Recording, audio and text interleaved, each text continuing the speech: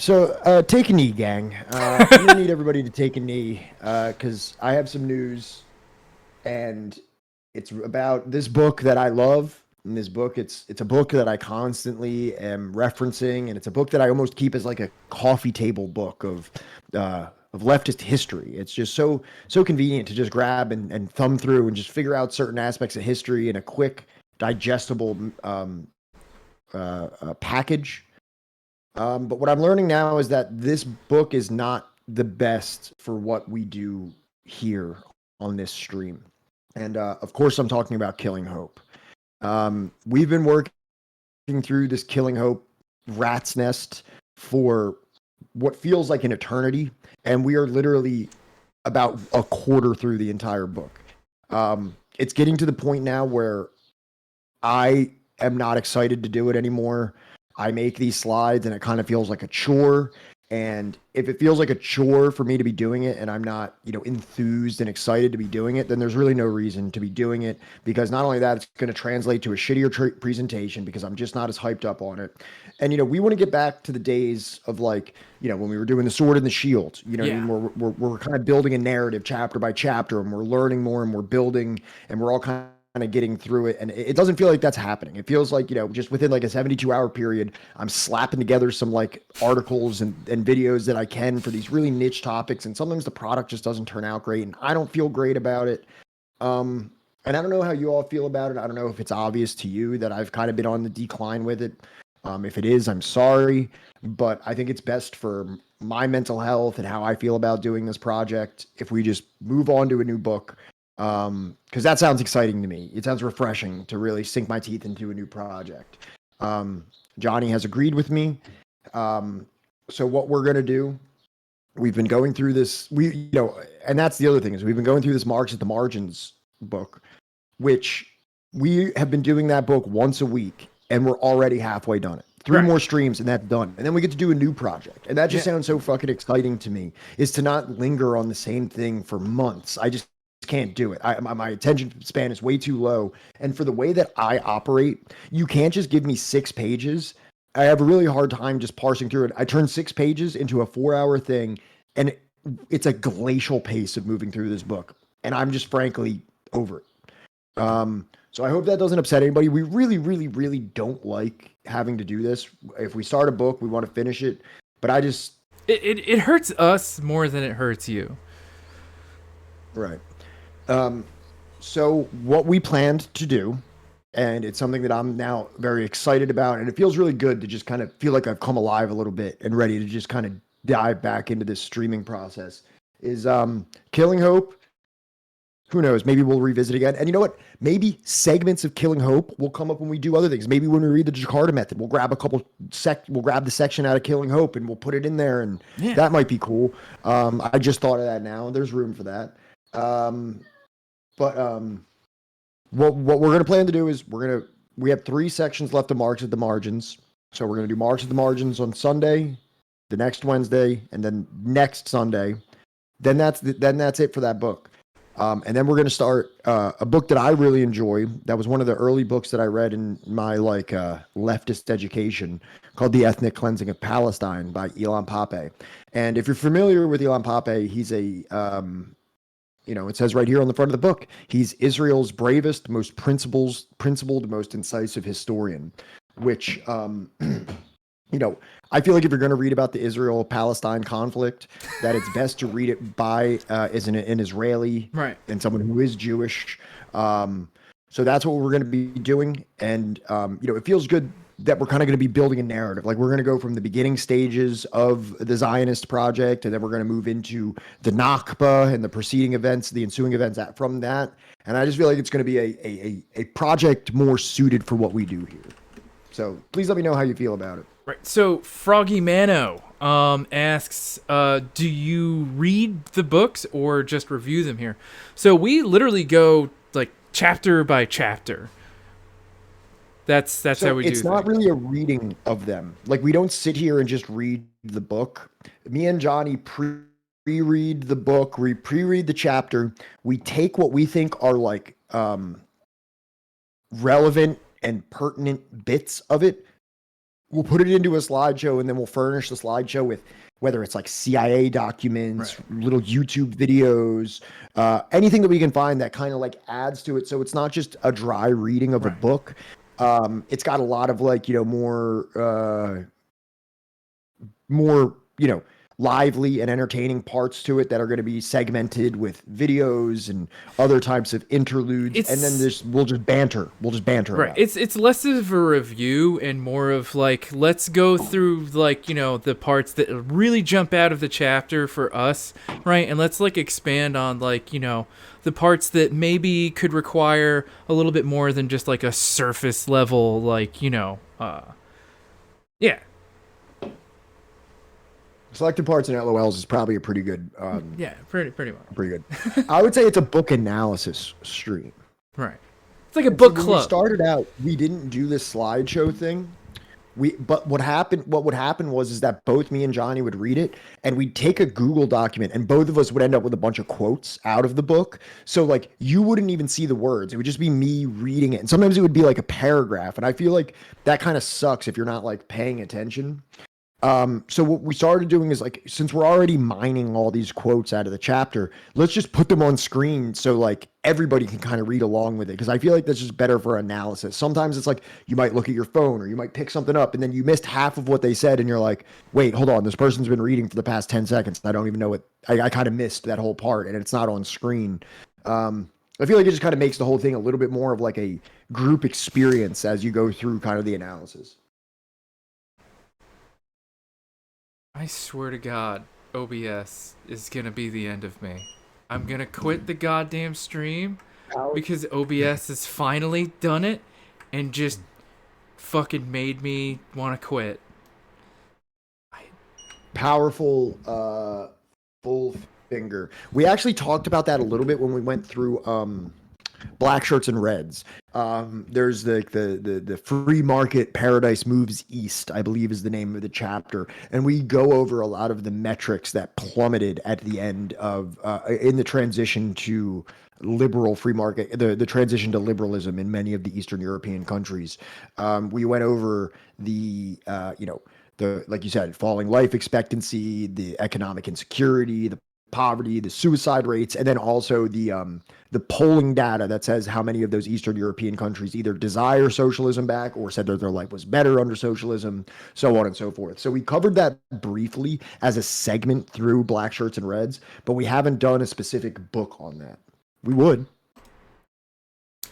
And look at that, OBS is all set now. There we go. And Frogster. So, like, the other thing is that, like, we kind of are going for, like, a book club sort of feel. So, a lot of times, right, if you join our... like, you were in a room with them, and you're like, oh, Frog, yes?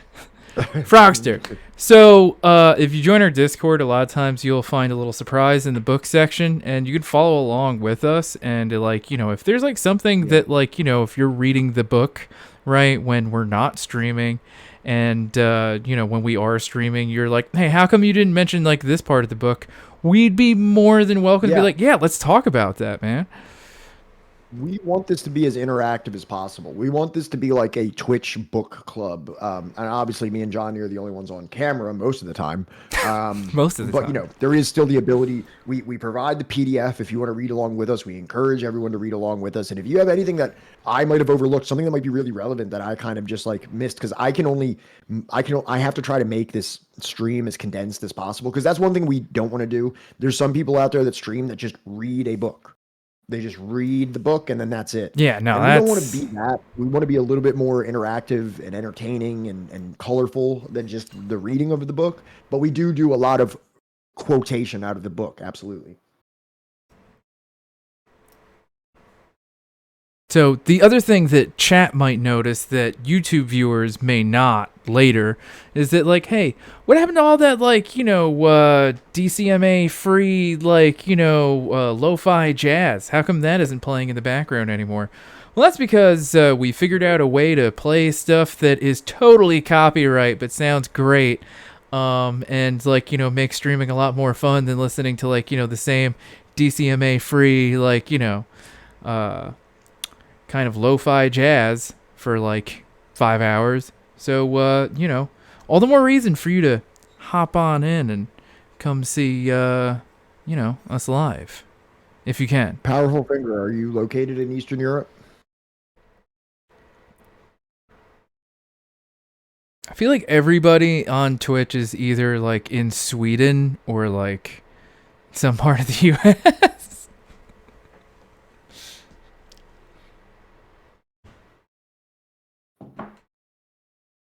Oh, Balkan. Very nice. Oh, wow. I always love getting the perspective from my Balkan comrades, especially from the YouTubers Ugopnik and Balkan Odyssey. I think those videos are fucking excellent. Powerful Finger, are you a fan of those creators? Balkan Odyssey and Ugopnik? Would you say that let's talk about Balkan Odyssey. Would you say that their content is true to form of what, you can expect from a leftist Balkan? Macedonia. I thought you guys, never mind. I don't want to start anything. Follow them. Okay, cool. Dude, are you about to start Balkan? No, I'm not about to bring up. No, and I'm not Balkan. I'm not bringing up anything. So, anyways, I see that we have Powerful Finger. Have you ever read "To Kill a Nation" by Michael Peretti? And if so, how do you feel about that as a God. depiction of what happened in former Yugoslavia? I listened to chapter 1. We would probably read that on here at some point. Yeah. I would imagine that would be probably a pretty good idea. I feel like that's probably going to be even more what's the word, controversial than the Palestine. I was going to say I think that's even more controversial than the Israel book. Oh, shit. Right. I'm not rocking with my wired connection. Hold on. I was going to mention it before because I noticed kind of laggy today. I unplugged it when I was cleaning my house. Let me just go ahead and talk to everybody. All right. So, for the new chatters that are in here right now, you're probably wondering, what the fuck is this? We are Subversive History. We're a multimedia community project seeking to bring attention to the revolutionary struggles of the world's often unsung and frequently misunderstood sectors. These are the stories of the demonized, vilified, whitewashed, or otherwise forgotten campaigns against imperialism, colonialism, capitalist exploitation, and racial apartheid. The orthodoxy of Western hegemony has often labeled these dissidents as subversive, and these are the struggles, if he was sitting there, that we aim to illuminate. Hi, Wilco.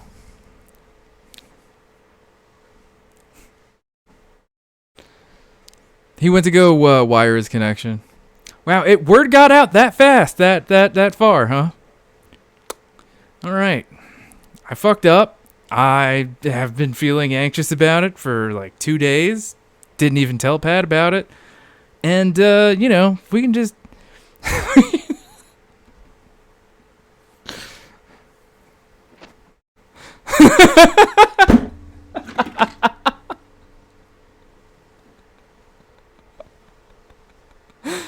Fuck.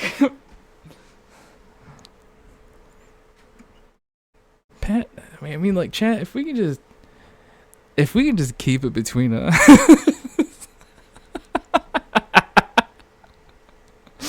It's really hot in here.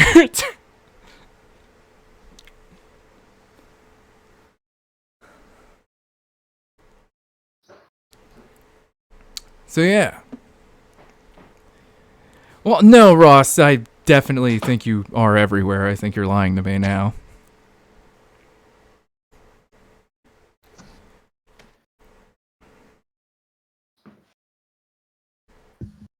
What did you say you've been feeling anxious about and didn't tell me about? No, nothing. I didn't fucking say anything about that.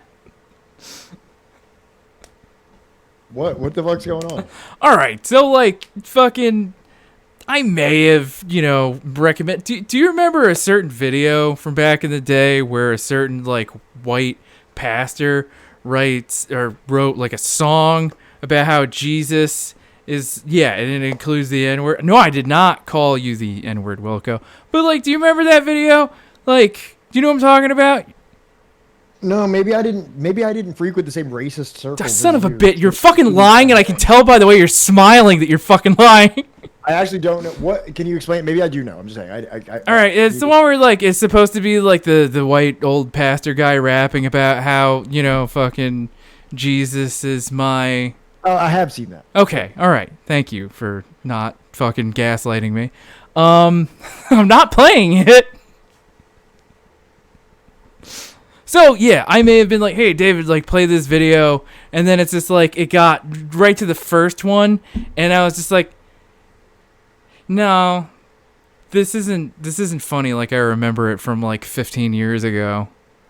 You know what I mean? It's one of those things where it's just like you're going back and you're watching something that like you thought was funny when you were like a teenager and like you were edgy because you're white and you grew up in the suburbs, and then suddenly like you're face to face with like who you used to be as like an adolescent, and you're just kind of like, I try to keep those things ooff of Twitch. Yeah, no, poor judgment. I try to keep those things off of my public image. Yeah, no, poor judgment on my part. I'm fessing up to being wrong, very wrong, right. And my punishment is they are all referring to me as Than, which is a whole other YouTube video that requires explanation. But yeah, that is why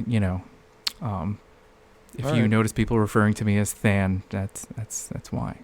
Okay, I will also refer to you as Than. That's great. That's not what I wanted, but all right. No, it wasn't. I really wasn't. Maybe when I was like 15. Sure. Yeah, Wilco. The fucking Chappelle show was incredibly popular. I'm not gonna lie. It was a dark time. The Boondocks is still like my favorite. The Boondocks is probably one of like the greatest shows ever. It's excellent. Ever like presented on Adult Swim. Yep. Yeah. I would agree with that. Not like that, Ross. Come on. No, come on. That's not what I had. That's not how I meant it. No, what? Yeah, he heard a white guy laugh too loud at his racism. I do remember that. And it's funny how he never tells that story anymore. Yeah. He like never ever refers to that, even though like that was. Wire won't post him being a hero. Right. All right. Give me 1 second, and then like we'll get started because I need like water, and I need to open up a window because I feel hot. I feel water on your neck. Go splash some water on your neck. All right, chat. Now that racist is out of here, let's get into the real intersectional discussion.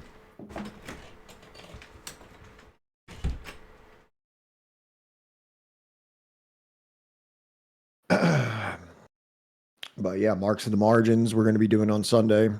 Oh, Dave, I'm flying to Boston tomorrow. How do you feel about that? I'm coming to the motherland.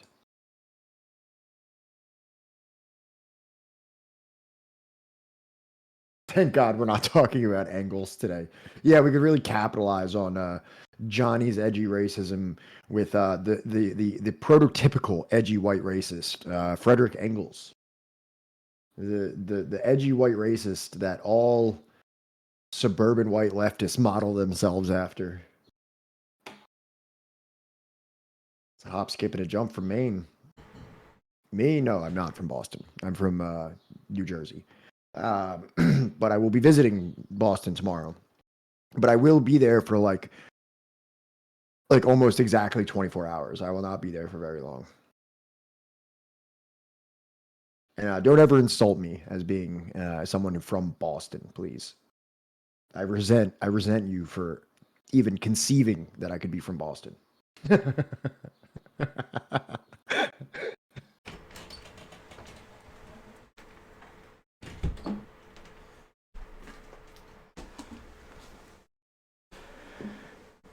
All right, everybody, let's chill out. He's back. What?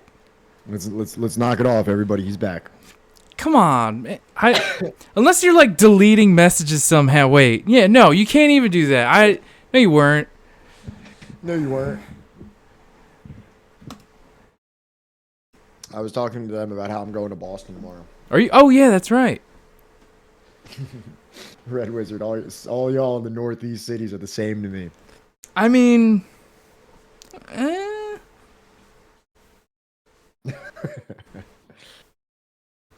Well, to table that discussion, you're right, Pat. Then should get more exposure. You talk very similar to my friend who's from Baltimore. I've actually noticed that like Maryland and PA accents are like similar. Like there's like Maryland, kind of like Maryland accent, Delaware accent, Pennsylvania accent are all kind of similar. So that makes sense.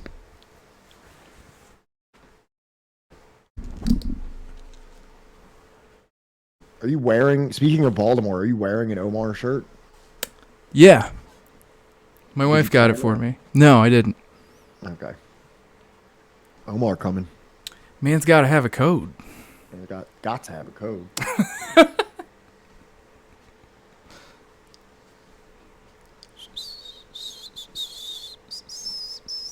The cheese stands alone.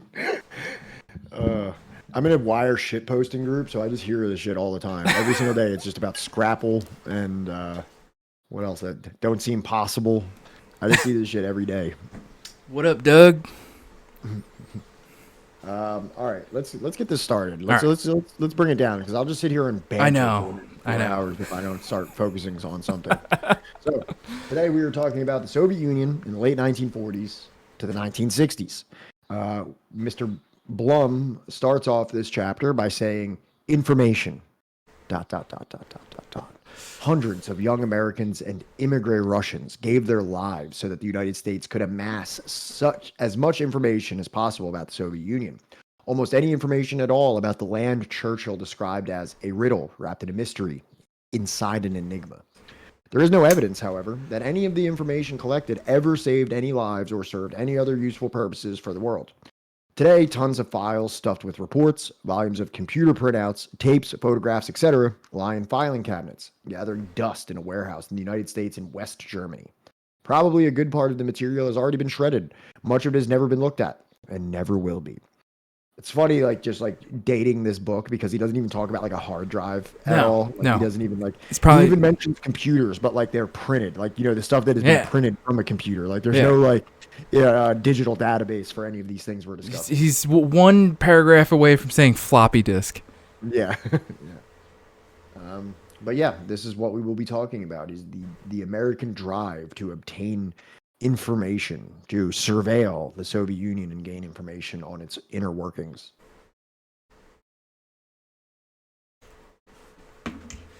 And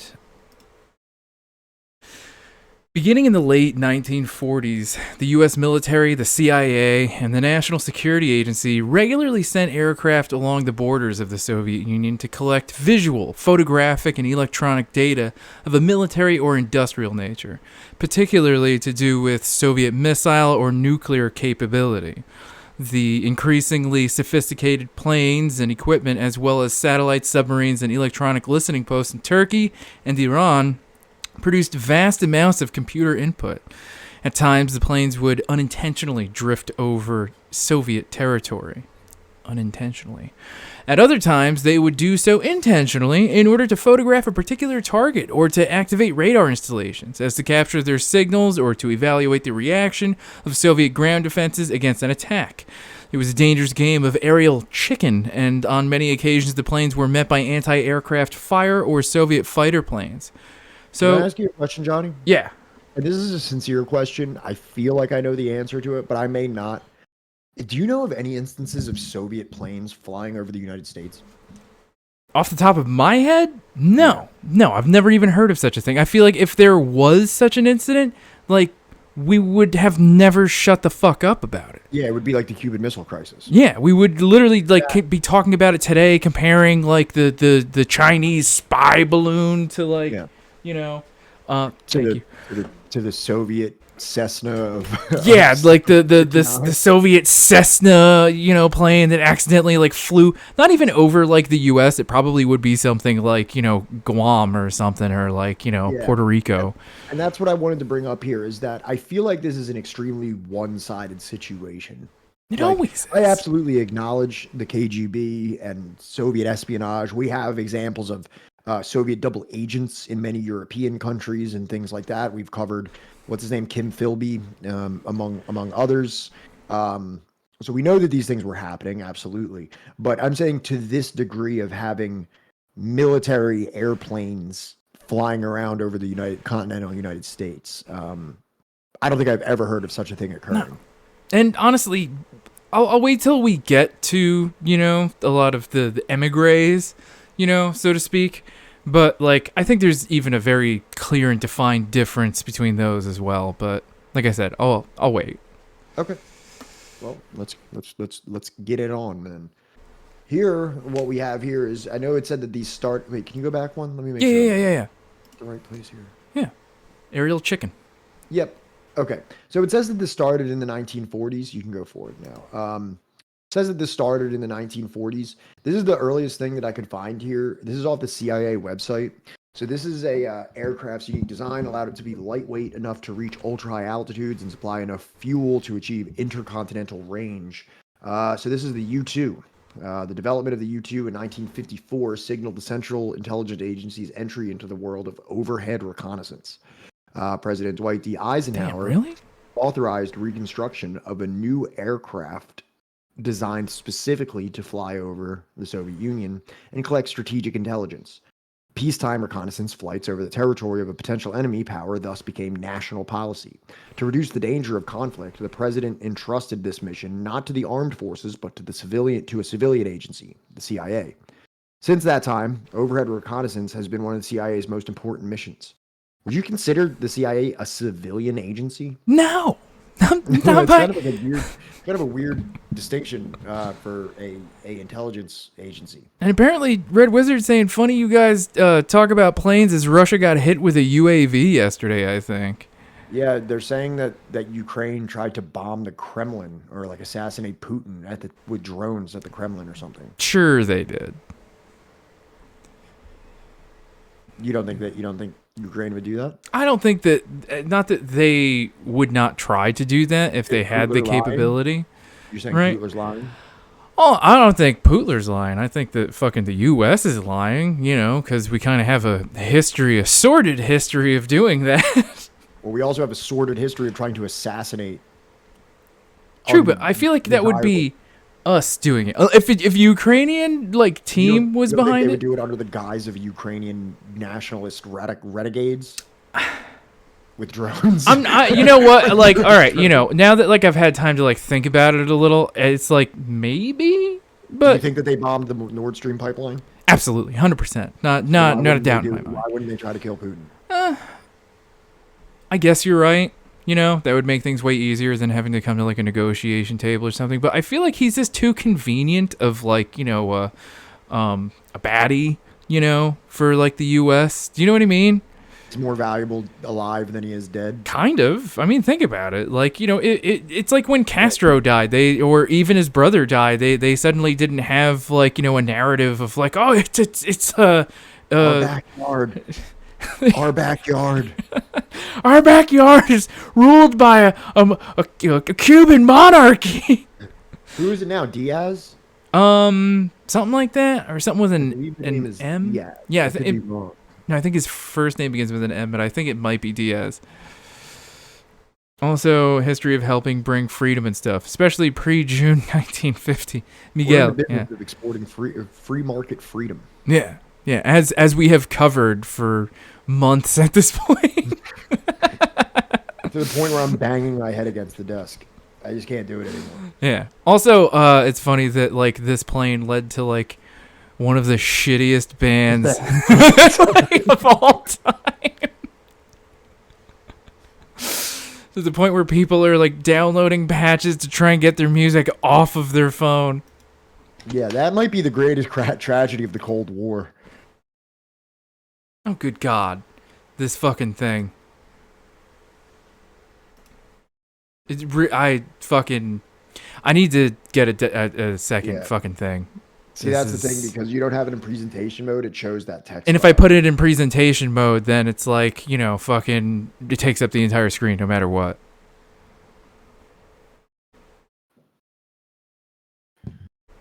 Well, folks, you heard it here. We are not technical experts. No, not by any means. This transition to PowerPoint has severely hampered our process here. Look, next month it'll look a lot better, all right? I'll get another fucking screen. You'll see. You'll all see. Oh, good God. There we go. Well, at least that looks all right. Let me just pause that. Spooky music. Area 51 was built around a dry lake bed known as Groom Lake. It offered obvious advantages. Well, we needed a good place to land, that we could land Yeah, any this direction, also has to do with Area 51. depending on where the wind came from, and the round lake served that purpose. They can't arrest all of us. It was also protected of the mountain range around it, so it wasn't very visible. Smooth as glass. Just unbelievable. I could take that staff car out there as fast as it'd go, and it wouldn't even make a bump. We had a bunch of trailers for us to live in. And we had a all-purpose building where you eat, didn't have TV, didn't even have a radio. Paradise Ranch was the first name that was given to the establishment. They thought it would soften the blow of the austerity. It was an attempt to perhaps convince people it wasn't quite as bad as it looked. Area 51 was created for one top-secret project called Aquatone. In 1955, men from the CIA, the Air Force, and a secret division of Lockheed came to Paradise Ranch to begin work. All they would tell us was we had to go for a pressure suit, so we knew it was going to be high altitude stuff. Your blood boils above 50,000 without having pressurization. So if you were to lose pressurization, just your engine conk out and you're above 50, that suit saves you.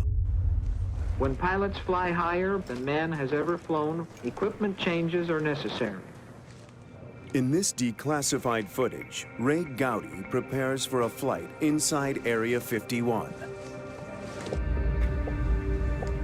The men looked like nothing seen on Earth, and rumors about what was going on inside Area 51 started to swirl. It was so secret, I didn't know what it was until I got there and wondered what I got myself into. The men were testing one of the most important tools of the Cold War. Planes. The U-2 spy plane. There was no trainer, there was no two-seater, there was no simulator. The U-2 was equipped with high-resolution cameras designed to fly at 70,000 feet and take photographs from the edge of the stratosphere.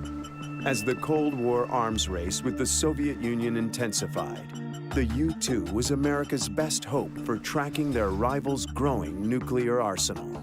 And it put enormous demands on pilots, who had to breathe pure oxygen to survive at such heights. Pilots find the confines of the helmet and faceplate conducive to claustrophobia. A number of pilots have been dropped from the program because of this single factor. Pure oxygen, huh? The government's cover story for the U-2 was that it was being used for weather research. If not conventional aircraft, then what did they see? The U-2 cruised at 3 times the height of regular airliners and would sometimes be glimpsed by civilians. I believe I saw the sun glinting off of windows or observation portholes of sort. In the mid-1950s, while both the Cold War and America's interest in UFOs were at their Hey, peak, Pate King. We're doing all right. How you been, man? Space but friendly. The silver-colored plane sometimes created confusion. It was pure aluminum, and we said, hey, we look like a bright star up there. Pilots were told to deny everything, even to aircraft controllers. There are stories about seeing something flying way above. They may have called it in, but they'll still get nothing other than evasive stuff. You saw To nothing. get up along the Canadian border, the ground controller wanted to question my altitude. Actually, he was pretty accurate. And I says, no, you got to recalibrate your weapon. That's not the altitude we're at. By 1957, unacknowledged U-2 flights were the source of half of all reported UFO sightings. But they were nothing compared to what would come. What about that other half, though?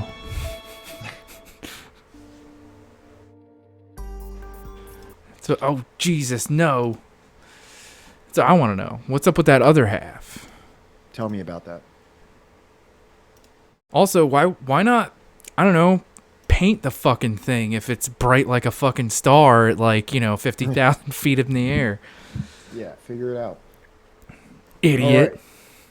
All right. So, continuing our little journey here. In both 1950 and in 1951, an espionage airplane with a crew of 10 was shot down with no survivors.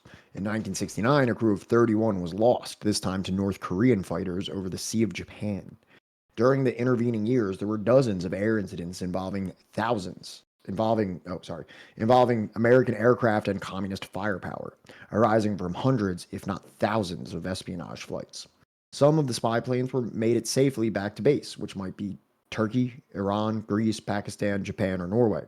After being attacked and even hit, others were downed with loss of life or with crew members captured by the Soviets. There has been considerable confusion concerning the number and the fate of U.S. airmen captured by the Soviets after their planes made forced landings or were shot down during the 50s and 60s. Russian President Boris Yeltsin stated in 1992 that 9 U.S. planes had been shot down in the early 1950s and 12 American survivors had been held prisoner. Their ultimate fate not yet discovered. 5 months later, Dmitry Volkogonov, former Soviet general and co-chairman of Russian-U.S. Commission investigating the whole question of missing Americans, told a U.S. SETI committee that 730 airmen had been captured on Cold War spy flights. Their fate, likewise, unclear. So a lot of times when we pull up these, they're going to talk about these, and they're going to talk about the people that have passed away, the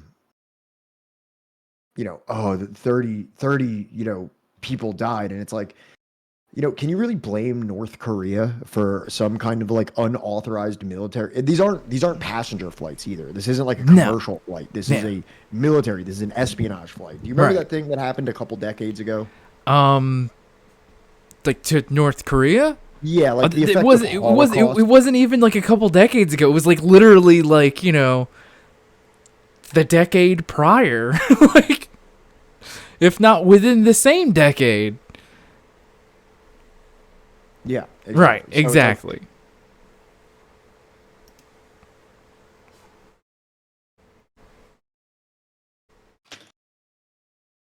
What are you pulling up? Nothing. I'm trying to decide with my girlfriend what we're going to eat. Oh, all right. Well, then let me just show you real quick the tweet that Ross put in. It's right behind this thing.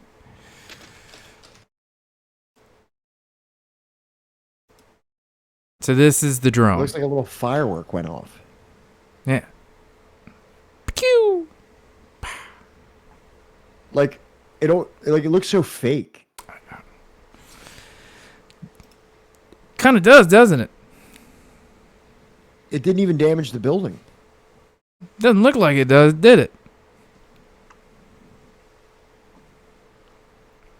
It kind of looks like they didn't even take out the flag that's right on top of the building. Soviets build quality.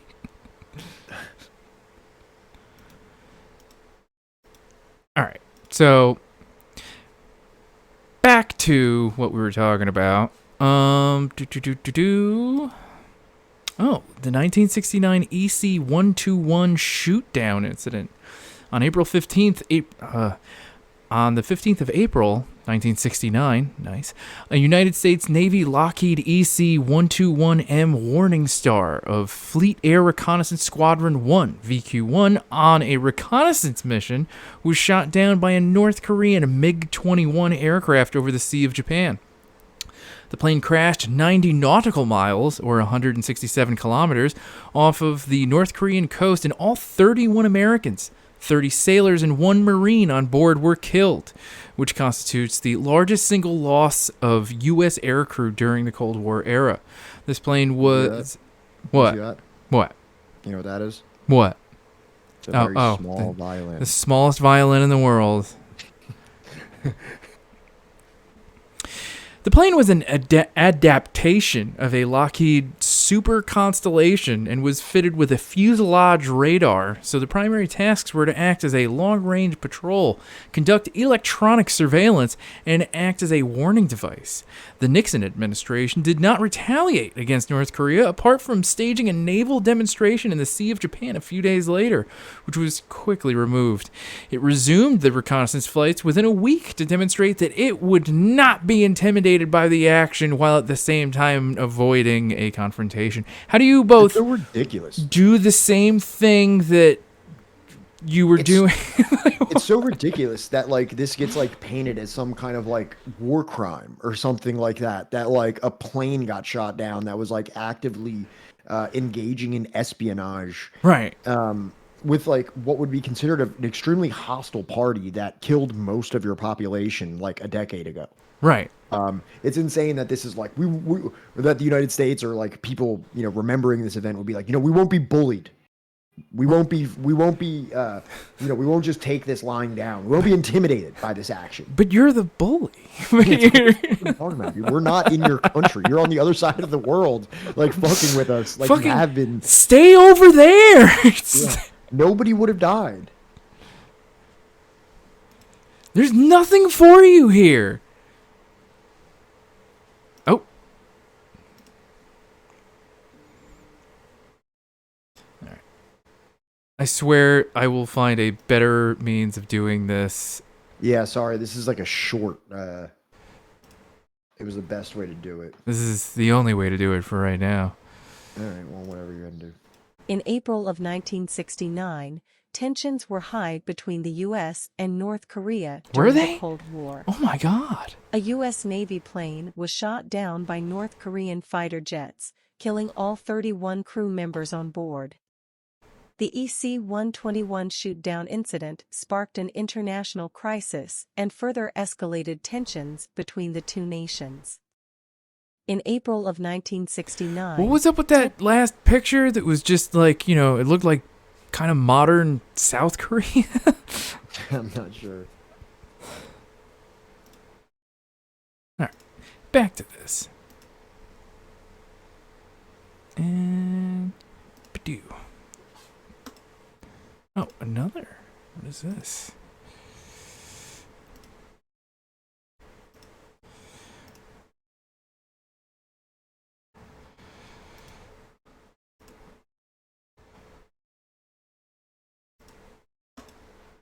The Cold War radiates with heat in September 1958, when an unarmed U.S. Air Force reconnaissance C-130 aircraft is shot down over Soviet Armenia. 17 crewmen on board are all lost. Not one of them survives. The Soviets deny responsibility. They claim the C-130 accidentally crashed in their territory. The U.S. provides the smoking gun, an audio tape of the Soviet fighter pilots communicating during the attack. 6 bodies are immediately released, but the other 11 won't return home until the Cold War itself is over more than 3 decades later. Wah. I don't fucking care, dog. That was just from like some like what does it say here? National Cryptologic Foundation, like whatever that is. But yeah, the National Cryptologic Foundation, NCF. You know, it's like, this was an unarmed plane. Like, you know what I mean? It's like, what does that even mean? Like, you know, like, I don't think that matters. I don't think. what do you think we would do if China or Iran or someone like that was flying some kind of like a mysterious, unreported aircraft over our country? Right. I think that like any time that any plane that isn't like some kind of like a chartered commercial plane or something that's been declared, I feel like if you're engaging in any form of either a military exercise or espionage, you are going into that being like, if they see us, they'll shoot us. Right. Like if I was on that plane, that's what I would assume would happen. Right. Like I'm pretty certain we've all seen like, the spy movies and stuff that like, we will not save you. Like you're on your own. Like, you're pretty fucking doomed and you're fully aware of like what's going to happen if you get caught. So don't get caught. You know what I mean? Good luck. Good luck. Here's a little needle of cyanide. Right. Just in case. Just in case. National Cryptological Association sounds like a bunch of Bigfoot.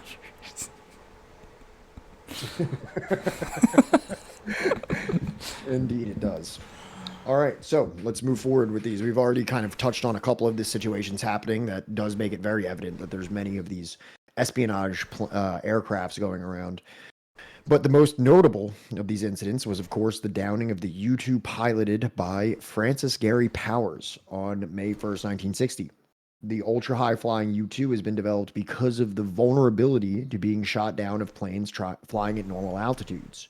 The disappearance of Powers and his U-2 somewhere in the Soviet Union ensnared the United States government publicly in an entanglement of a false cover story, denials, and amendments to denials.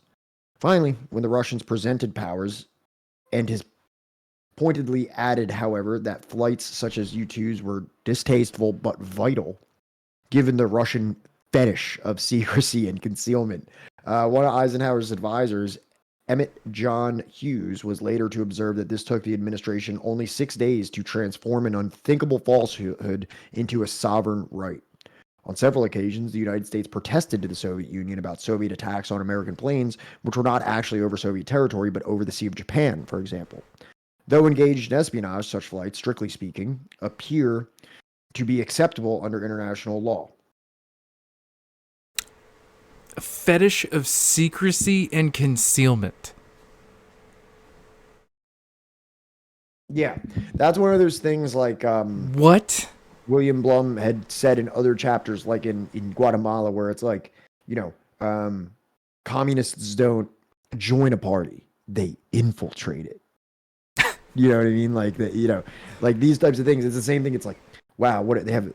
Meanwhile, we're dealing with the CIA here, and they're like pointing fingers at whatever, like, Russia's doing as this kind of like fetishized secrecy. Right.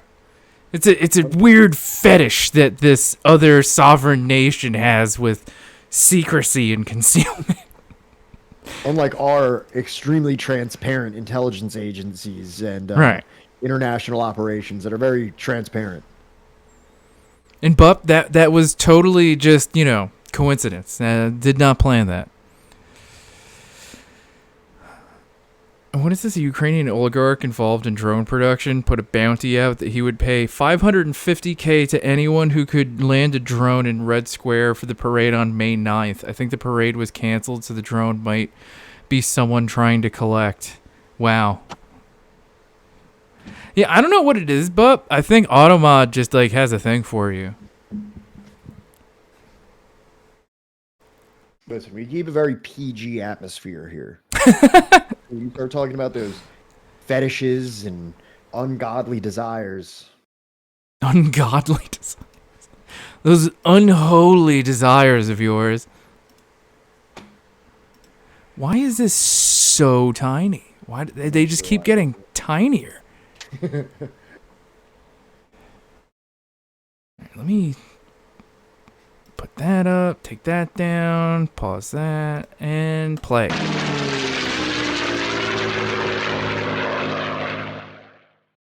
A CIA U-2 spy plane, piloted by Francis Gary Powers, takes off from northern Pakistan and heads northwest towards the Soviet Union.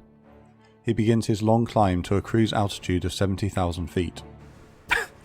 It's the 1st of May 1960, the Cold War, and relations between the East and West are strained. The fear of nuclear conflict between the Soviet Union and the West is very real. the Soviets are pushing ahead in the space race and using the new technology to develop long-range ballistic missiles to deliver nuclear weapons to the West.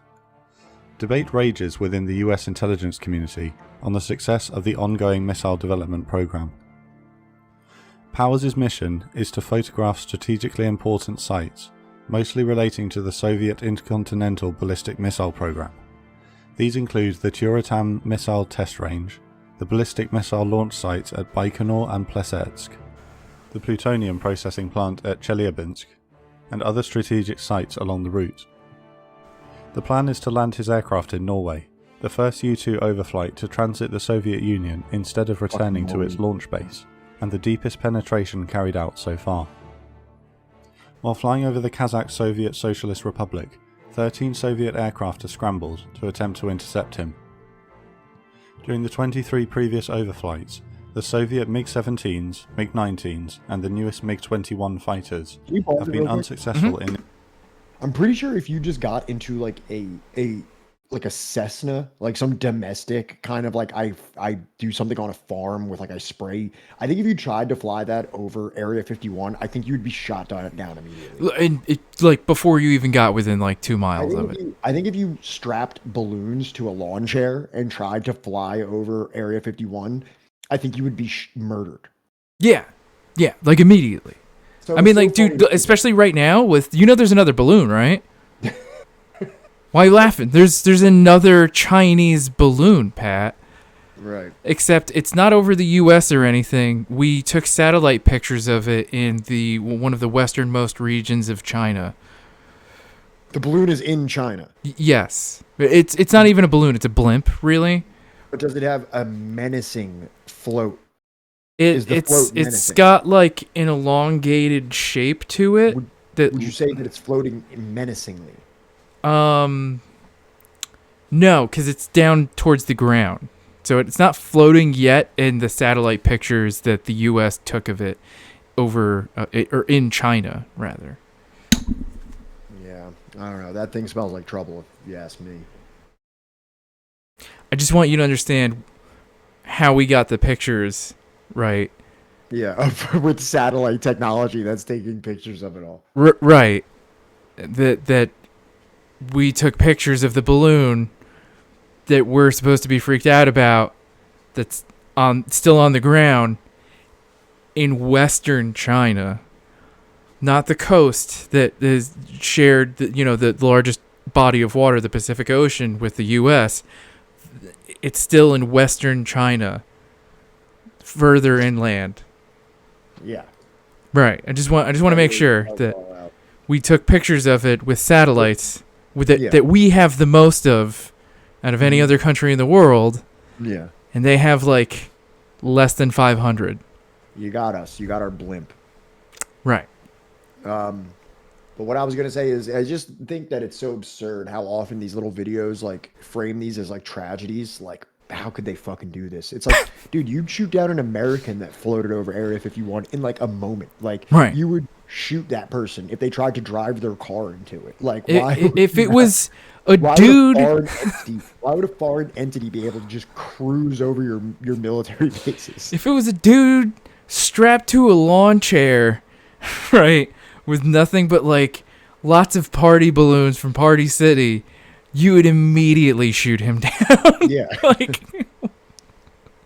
you would spend... You would shoot first and ask questions later. Right. You would shoot him down with like an F-22 Raptor that costs like $30,000 an hour just to have up in the air, and then probably miss with like a $14,000 Sidewinder missile before you actually pink misted him, like...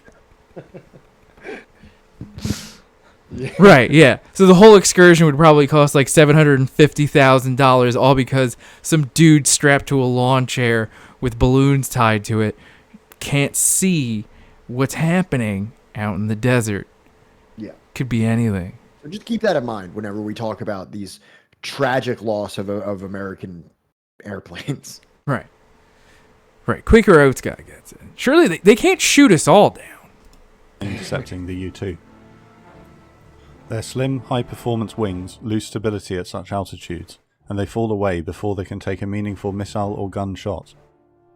The following photo, taken from an at-altitude U-2, shows a MiG-19 trying to climb to intercept it in 1957. The currently known Soviet surface-to-air missiles are incapable of reaching 70,000 feet.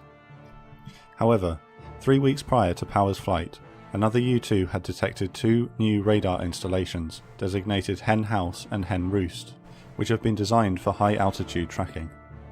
This suggests a potential new and unknown missile type may have entered the Soviet arsenal. With this risk in mind, Power's overflight, Operation Gram Slam, goes ahead with the understanding that it will be the one last overflight. After overflying Tyuratam and Baikonur, he photographs Chelyabinsk. The 1st of May date has been chosen to coincide with the Russian May Day celebrations, and it is thought that military responses would therefore be less efficient. Unfortunately, air traffic is also greatly reduced, increasing the ease with which Soviet radar stations can track his aircraft. Right. The new mystery Soviet missile makes a violent first public appearance. A SAM battery near Kosalino fires a salvo of 3 SA-2 guideline missiles. With a max altitude of 82,000 feet, they have no problem ascending to the aircraft. An SA-2 detonates to the rear and right of the U-2. Shrapnel from the blast severs the right horizontal stabilizer. The resultant spin causes both wings to also sever. The G-force of the rapid spin pushes Could you Power imagine against the being in instrument that panel, plane? preventing him from ejecting for fear of losing his legs. Intending to arm the self-destruction device of the aircraft and the secret photographic data storage unit at the last minute, he manually ejects the canopy and then releases his seatbelt. This sucks him out of the aircraft, still connected to and falling with it, because he's still attached to his oxygen hose. He now has no chance of hitting the self-destruct switches. The umbilical finally breaks, and he separates from the falling aircraft. At the point of separation, the U-2 has tumbled from 70 to 30,000 feet.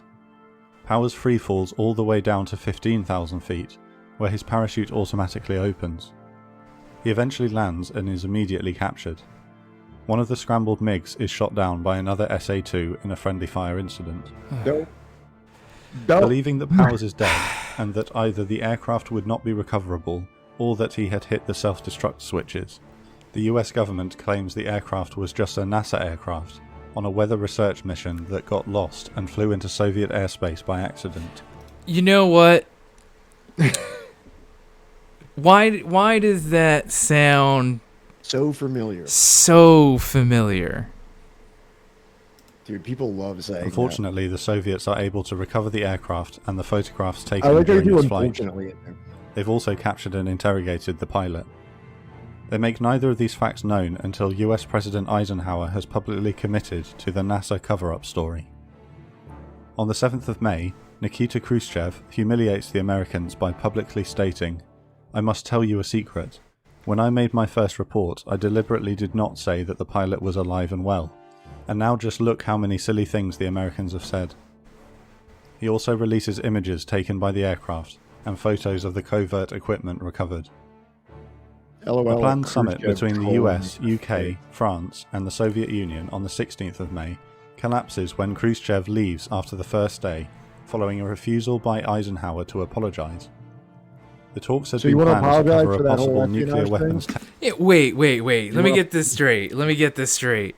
Eisenhower wants Khrushchev to apologize. No, I'm pretty sure Khrushchev asked Eisenhower for an apology. Okay. And then Eisenhower wouldn't give it. Right. But Not the funny part apologizing. is that he trolled him like this happened, and they were like, "Yeah, guy's dead. We don't know anything about it." So then the United States just immediately goes like, "Oh, there was just some fucking NASA weather thing or something like that." we And were like, just doing actually, weather he's alive, references. and he says he's here like on like CIA business gathering intelligence, and they're like, "Well played." Well played, You sir. No, lied. I will not apologize. Yeah, you lied to us. Dude. Like, what like, the fuck? I thought we were lied. friends. We lied. Yeah, you're the liars. All right. Peace Treaty and the destabilizing situation in Berlin. The Berlin Wall is constructed the following year.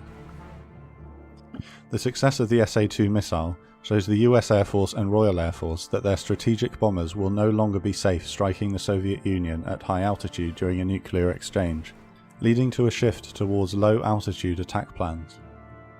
Another U-2 is shot down by an SA-2 over Cuba during the Cuban Missile Crisis 2 years later. Gary Powers is convicted of espionage, but eventually returned home following a prisoner swap for Soviet spy Rudolf Abel in 1962. There you go. That's Mr. Gary Powers. Mr. Gary... Ba-doo! Mr. Gary Powers. There's a chance my computer could just restart out of nowhere, so if you see me disappear, that's what happened. Okay. I'll keep that in mind. Hashkosh, I saw Gary Powers equipment when I visited the KGB museum in Moscow. That must have been cool. Yeah.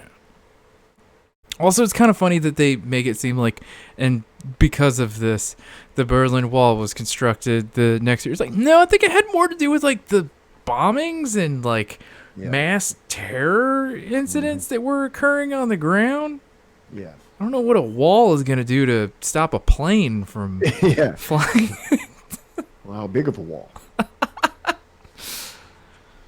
right, is this me or you? This is you. The most serious repercussion of the whole U-2 affair was that it doomed the failure of the Eisenhower-Khrushchev summit meeting, which took place 2 weeks later in Paris, and upon which so much hope for peace and détente had been placed by people all over the world. Was the U-2 affair the unfortunate accident of timing that history has made it out to be? Colonel L. Fletcher Prouty, U.S. Air Force... retired? Is that what the ret part means? I guess so. All right, I don't fucking know. Thank you for that, William Blum. Has suggested otherwise. From 1955 to 1963, Prouty served as the liaison between the CIA and the Pentagon on matters concerning military support of special operations. In his book, The Secret Team, Prouty suggests that CIA and certain of the agency's colleagues in the Pentagon sabotaged his particular U-2 flight, the last one scheduled before the summit. They did this presumably because they did not relish a lessening of Cold War tensions, their raison d'etre.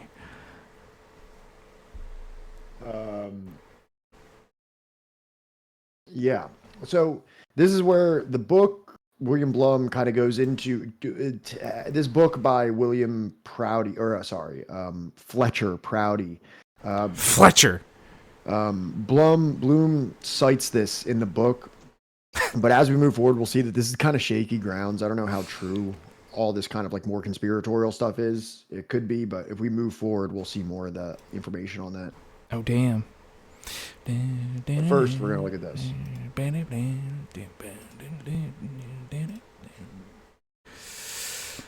All right, pause that, put that up, close captions, and pause. Done.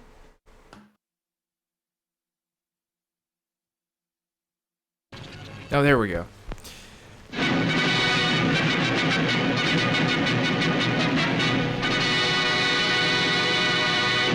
This is Movie Tone. Jeffrey Sumner reporting. Jeffrey Sumner. The summit meeting. After months of preparation and hope, the heads of state went to Paris for the great meeting. Mr. Khrushchev, on whom so much depended, had not refused to come because of the U-2 incident. We hoped that reason had prevailed. President Eisenhower, his term of office now nearing its end, came nevertheless with all the authority of the United States. Mankind knows that the effects of nuclear war would be not only horrible, but universal. Yeah. Mankind expects the participants in this summit meeting to work honestly and intelligently for measures toward genuine peace. Genuine.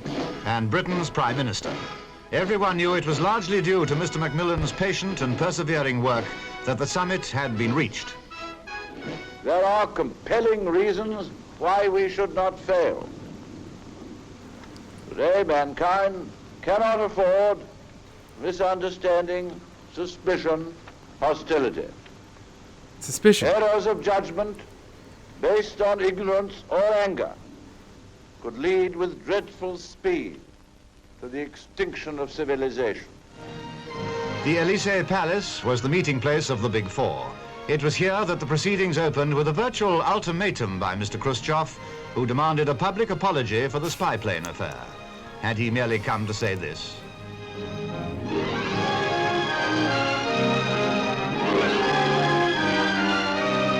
President Eisenhower pointed out that Mr. Khrushchev was clearly determined to wreck the conference.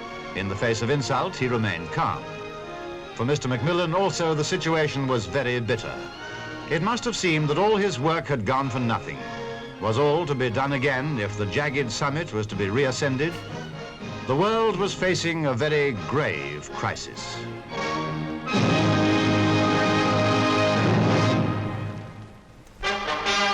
Racing at Silverstone. All right, that's enough of that. But yeah, so that's a little. So 2 weeks after this espionage plane is shot down, there is a scheduled summit in Paris that includes Khrushchev and Eisenhower. And Khrushchev decides not to just say fuck this meeting because these people are pretty much engaging in hostile espionage with my country. Right. I'm going to go there, but I want an apology. Right. Do you think is that reasonable or unreasonable, John? I think that's pretty reasonable. I think that is actually pretty diplomatic, all things considered, you know? But yo, we can chop it up, we can move forward, but apologize. Right. You know, like, just give me an apology. I know the Cold War isn't about to end, but, like, you know, you fucking lied to me. Yeah. Come on, bro. And then Eisenhower's just like, nah. Nah. It was NASA. No It was definitely a weather plane. Yeah, no fuck. And then just be like, you just came here to ruin this. You came here with your truth and the fact that you haven't murdered our spy plane pilot. Yeah. You're torturing him, right? I hear about all this shit with China and the Soviet Union and all these fucking people, and it seems like so many of them are just sent back. Like, remember back in like the late 1940s and early 1950s when we went over the China chapter where they just kept like catching airmen and being like, I guess they'll end up back after like a couple years. Like once you actually recognize us as a country at the United Nations, maybe we'll send you these pilots back. Right. We'll think about it, you know, once you think about some other things. You guys have some things to think about also. I mean, think about this for a little while. As far as you're concerned, you know, they're just in the void right now. They're kind of in limbo. It's all on you. Yep. So this is Proud Leroy Fletcher Prouty. Yeah. So this is the individual that Mr. Blum is drawing evidence from, who wrote a book about this situation. So Leroy Fletcher Prouty served as Chief of Special Operations for the Joint Chiefs of Staff under President Kennedy. A colonel in the U.S. Air Force, he retired from military service to become a bank executive. Always good. Right. He subsequently became a critic of U.S. foreign policy, particularly the covert activities of the CIA, which he believed was working on behalf of a secret world elite. Prouty's commentary on the Kennedy assassination circulated widely from the 70s and 90s as a key source for conspiracy theories about it. He was the inspiration for the character Mr. X in Oliver Stone's film JFK. I don't know if Matt or Unelected Airwaves is here, but maybe we could hear how relevant this individual is. So now this 1960 U-2 incident is kind of what it's being referred to here. So in his 1973 book, The Secret Team, Prouty provided an alternative view of the 1960 U-2 incident. He charged that the flight was sabotaged in such a way by anti-communist elements in our government as to cause the U-2 to lose altitude mid-flight, allowing the Soviets to shoot it down. Prouty believed the ultimate purpose of the operation was the engineering of the subsequent international incident that put an end to the increasingly amicable U.S.-Soviet relations and doomed any hope for a positive outcome between Khrushchev and Eisenhower at the Four-Power Paris Summit, set to begin May 16th. The summit began as scheduled, but quickly collapsed as a result of fallout from the incident. William Blum, whose book we're currently reading, made his own case for Prouty's version of events in his own book, Killing Hope, published in 2008. Prouty's version of events was rejected by former CIA Director Richard Helms, Bissell, Walter Fogheimer? Fogheimer? officers of the CIA. Helms commented on Prouty's reframing of the interests and outcomes of the incident, offering the following: "I simply don't believe that Prouty is accurate. There is no substance to the charge." Bissell later claimed that Prouty was not authorized for access to U-2 information and said, "I don't see what information there could have been aboard that aircraft that could have helped the Russians bring down Power's U-2. So, I mean, I guess there's some people on the inside saying that that theory doesn't hold up. Who knows if it's true or not? The CIA denying things? Well, I mean, for me, the thing is that you can find a lot of information about what CIA has done and hasn't done. Like if you look at Guatemala or Iran or Indonesia, like there's tons of documents and things like that corroborate things. But for me, this detail is kind of irrelevant. Whether they intentionally made it go down or didn't make it go down, it's still an act of like espionage. And right. You know what I mean? Like it's still an act of foreign meddling, which is. I mean, whether it was or wasn't, the détente still did not occur, right? The Cuban Missile Crisis, if anything, went on to happen, right? Mm-hmm. And this dude still died a suspicious 2 months before 9/11. So, you know. Who, this dude? Yeah. Prouty? Yeah. Riddle me that, Batman. Riddle me that, Batman. What's up, Sam? You're all good. You're good, Sam. So yeah, I don't know. I think that I think Prouty was onto something. I don't even think it's really that relevant, to be honest. It's not incredibly relevant, but I don't think he's wrong, is what I'm getting at. You know, that like, I don't know. No matter which way you look at it, point is the détente didn't happen, right? And the U.S. continued to lie. How likely was the détente to happen, though? Even if this didn't happen. Who knows, you know? You're right. Who knows? Because the U2 thing happened. Is this me or you, by the way? I think this one is you, because I just read that Wikipedia. All right. The method employed, Prouty surmises, was remarkably simple. The U-2's engine needed infusions of liquid hydrogen to maintain the plane's incredible altitude, which placed it outside the range of Soviet firepower and interceptor aircraft. If the hydrogen container were only partly filled upon takeoff from Turkey, it would be simply a matter of time. I thought he took off from Pakistan. Well, whatever. Calculable, it would be simply a matter of time calculable to coincide with the plane being over Soviet territory, before the U-2 was forced to descend to a lower altitude. At this point, whether the plane was shot down or powers bailed out, allowing it to crash, is not certain. The Soviet Union claimed that it had shot down the U-2 at its normal high altitude with a rocket, but this was probably a falsehood born of 4 years of frustrating failure to shoot a single U-2 from the sky, because the Soviets are losers. In any event, the Russians were able to present to the world a partially intact spy plane along with a fully intact spy pilot, complete with all manner of incriminating papers on him and an unused suicide needle. The presence of identification papers was no oversight, says Prouty. Deliberately, neither pilot nor plane were sanitized on this flight, as was required on other flights. So yeah, so that's interesting, right? Like, I guess normally that these flights would be sanitized in a way that I guess they can't really be like reverse engineered or like have like a bunch of intelligence gleaned from them. And I guess that didn't happen here, which is somewhat suspicious. It's a little suspicious. I mean, it's also kind of suspicious that, like, you know, I don't know, that they haven't been able to shoot one down since. So either it's like the Soviets kind of got lucky, right? Or like, you know, was there something up with like, you know, the hydrogen infusion? Would that be visible to Prouty inside the cockpilot? You know, those little gauges and shit being like, oh, but then again, like, why would you take off if you're able to see that on the gauge, right? You know, that like, oh, I only got half the normal amount of hydrogen that I normally need to make these high altitude flights. Wouldn't you be like, hey, I don't have enough fuel for this? They're like, you're good. Right. You're good. No, you're fine. Take off. That's actually the perfect amount. Don't worry about it.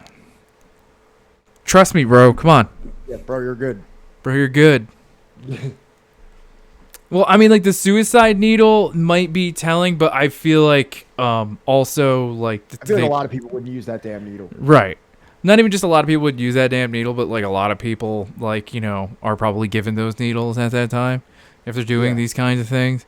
Oh, yeah, no, it's probably standard. It's probably standard when you're on this because you're probably advised to fucking kill yourself, unalive yourself if you ever do get caught. But the thing is, you got to think about this too.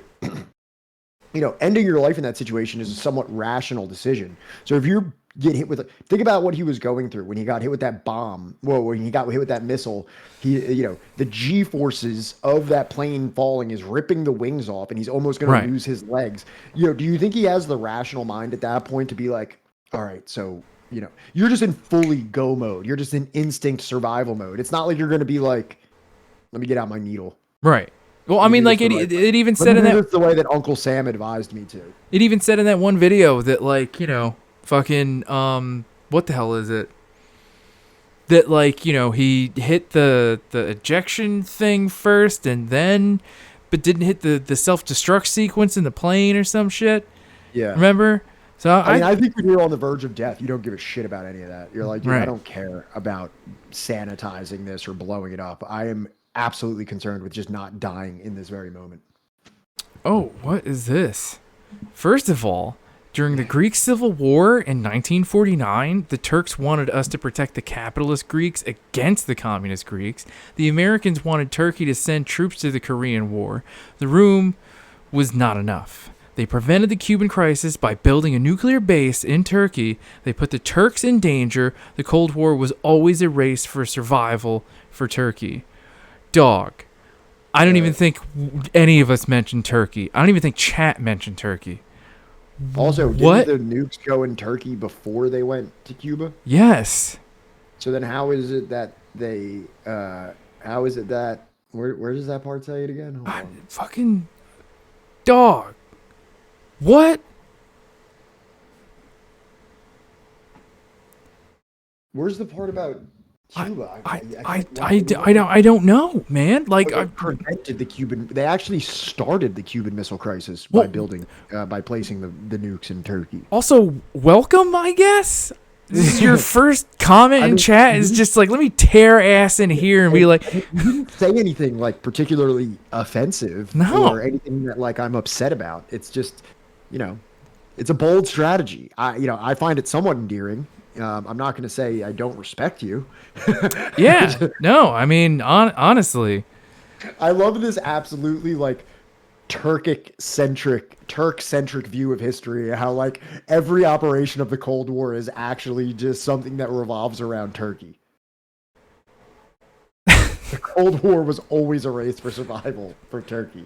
For Turkey, all right. Yeah, and also like you're not even using like the updated like, you know, fucking spelling or like pronunciation of Turkey, like, so I don't know. I'm kind of doubting your legitimacy. You know, your stolen Turk of valor. Yeah, I feel like you're kind of a fake fan. Yeah, I think you're stealing valor right now. Yeah. Riddle me that, fucking. Just be careful whenever you read these names. Spacafra? I don't know. Is that like a slur in another language? I don't fucking know, man. Who knows? Like, that's why I don't. Yeah, I know. Yeah, you're right. You're right. I don't even fuck with him. Fake ass Jody. But sure, I mean, Turks are welcome here. Yeah, no, we welcome Turks, Greeks, we encourage the Turks here. Cypriots, you know. Created May 1st. All right, well, you know, let's... Did you see that other ban? Did you see that ban that happened a couple minutes ago where it says, Posadabot says the user is globally banned? It didn't even say, like, sometimes they're, like, banned in, like, several other chats. It's just globally banned. Oh, first of all, their username is Go To Bed Already Zacap, who is an Australian streamer that is just... Zacap streams, like, all the fucking time. Like, it's ridiculous, his hours, even for an Australian. Unaware of any bans. Wow, what a good boy. What a well-behaved little chatter. What did they write? No, they deleted a message. Can I see it in mod view? Who deleted a message? Oh, is it because I said even for an Australian, he streams at like wild hours? I'm going in mod view, everybody. All right. Something I never do in my life. I saw one message was deleted, but I can't see what it is. Somebody's going to have to sacrifice themselves and get banned to tell me it right now. Right. Someone's going to have to repeat whatever racist thing they said and get banned from Twitch. Do it. I can know. It says I can see where it was banned, but I can't see the thing. Oh well, I don't. Yeah, no, look. Anybody that could, Bob Commander, I just realized that both of the first message started first of all. Oh, okay, here we go. All right, we got more lore, more Turkic lore. America would use as Anathar, and we should have evaluated them, especially if they defeated the Greek army in the Cyprus War of 1974. They had an embargo from America, but they established a Turkish state in northern Cyprus. Then they made projects to divide Russia by supporting the Islamic Turks to divide the communist countries using the Tartar Central Asian Turks in Russia and using Uyghurs in China to divide the Islamic Turks of Russia. And the American people in Turkey are Gladio. All right.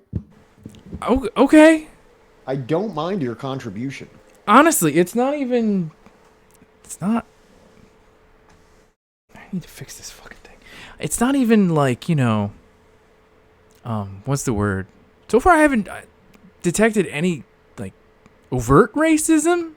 If anything, it's just Turkish nationalism. It's just Turkish supremacy, if anything. So, for now, you're cool. We'll allow it. Yeah. You're cool. No, they're definitely not benevolent, Salty. Like, something's off. Something's off. But, yeah, also me, Wilco, me not knowing enough Turkish history to even start having a conversation with that, we're just like, all right.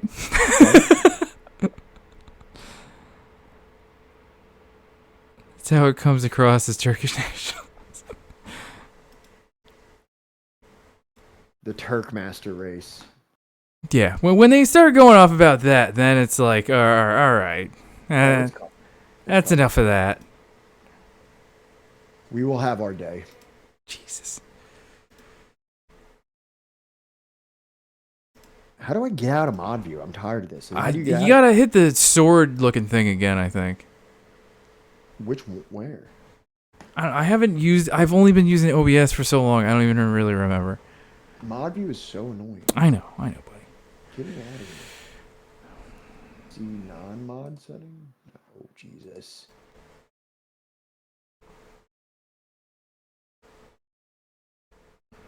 Did you figure it out yet? Hold on, Johnny. I'm doing I just unplugged my computer and plugged it back in. No, I'm just kidding. I just closed the window and reopened it. Now I'm out of it. I liberated myself from mod view. They named a plane after that shitty band? Yes. Yes, they did. Which, also, chat, if you're unaware, Bono from the band U2 has the most deplorable fucking politics imaginable, and any person that is involved in politics that he has ever praised is likely a war criminal. So I'm going to hit play on this, and then I'll be right back, alright? Okay. On display in Moscow, what's alleged to be the wreckage of the U-2 spy plane, which Russia claims to have shot down by rocket. According to the designer of U-2s, it's not the same type of aircraft, and he should know. Still, there's the exhibition just the same, and it includes photographs of the suicide needle and other equipment alleged to have been carried by the pilot.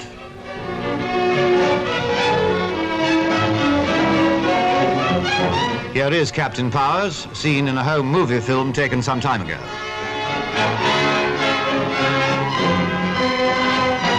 He's to be put on trial, says Mr. Khrushchev, who visited the exhibition.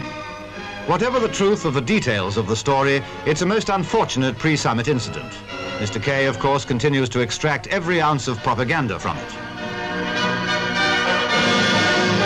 To hear him, you'd think that intelligence or espionage was something quite unknown to Soviet Russia.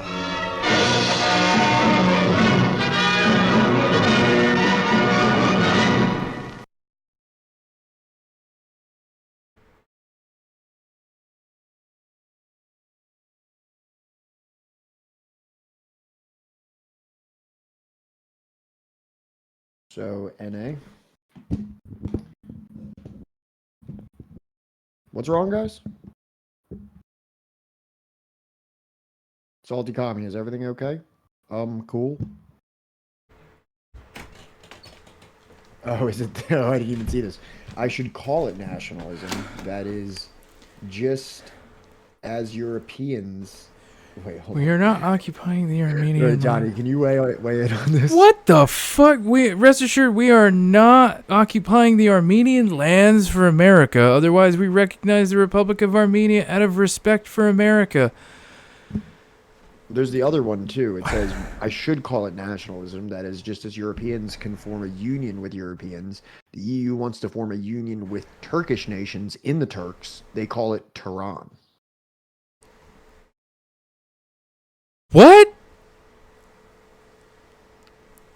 What's your take on the Nagorno-Karabakh war?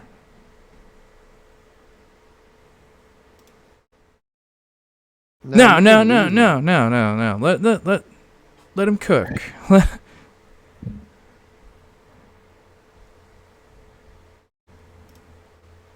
I mean, I can't just ban somebody because, you know, they yeah, they're Turkish. Yeah, like, you know. It's not like they're Italian. Right. That we have a problem with. It's funny because I don't even really have problems with Italians. It's Italian Americans that really are the ones that we don't allow in chat. Yeah, that's the shit that really, like, you know, gets under my skin.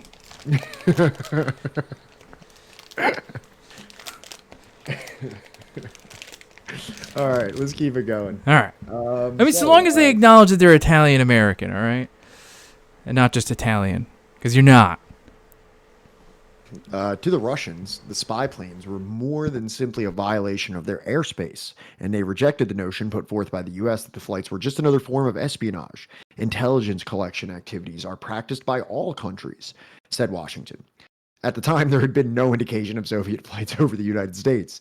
The Russians viewed the flights as particularly provocative because airplanes are a means of conducting warfare. They could be considered as the beginning of hostilities and may even be carrying bombs. The Russians could not forget that the Nazis had preceded their invasion of the Soviet Union with frequent reconnaissance overflights. Neither could they forget that in April 1958, U.S. planes carrying nuclear bombs had flown over the Arctic in the direction of the USSR due to a false warning signal on American radar. The planes were called back when only 2 hours of flying time separated them from the Soviet Union. No American plane dropped bombs on the Soviet Union, but many of them dropped men assigned to carry out hostile missions.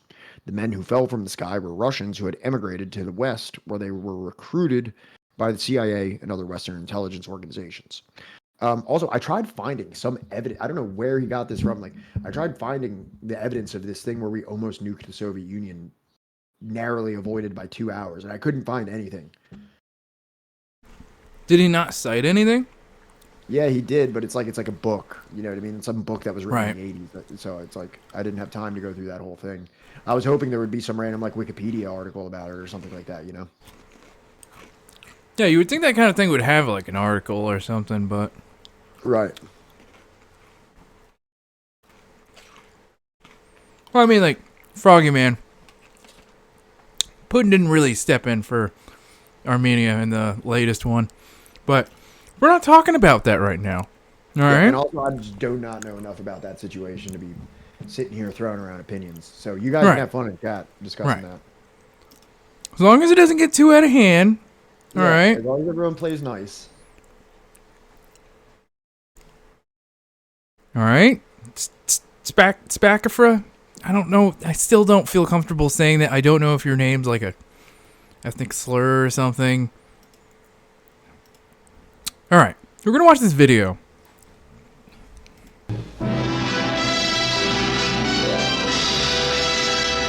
Moscow's Hall of Columns was packed for the most dramatic trial that even Russia has staged for many years. Francis Gary Powers, U.S. pilot of the U-2 espionage plane, had pleaded guilty and could only hope that the sentence passed by the three judges, Lieutenant General Boris Adebsky presiding, would be lenient. As was expected, prosecutor Rudenko did not ask for the death penalty. Even so, Powers could have got 15 years. The best that defense counsel Mikhail Grinev could expect for his client was a somewhat lighter sentence. Powers' mother, father, and wife, even earlier in the trial, were tragic figures. Against Powers, there was little hate at the end. Russia directed her venomous attack largely against America itself, for all the world as if Soviet spies were not in every Western country. Powers got 10 years. In Washington, President Eisenhower was asked by pressmen about the charge that America herself had been on trial. You're trying to say that they are condemning the United States in the whole before world opinion. Well, I think they have no case whatsoever. The number of spies that we have caught, and in the cases of bribery and subversion, which have been proved all over the world, gives denies any validity whatsoever. This kind of a that was really fast. If that was your computer restarting, I told you it was coming. I mean, literally, it just looked like your camera turned off for a second. Well, guys, you never know. You're just gonna have to keep waiting, Miss Frizzle. It's not happening. You never know. It's just not happening. You're just gonna have to keep on waiting. Did you? Oh my God, this is still going on. Did you watch the video already while I was gone? Yeah. Okay, cool. I didn't even realize you were gone that long. Very sneaky. Look, it's back for. I don't even.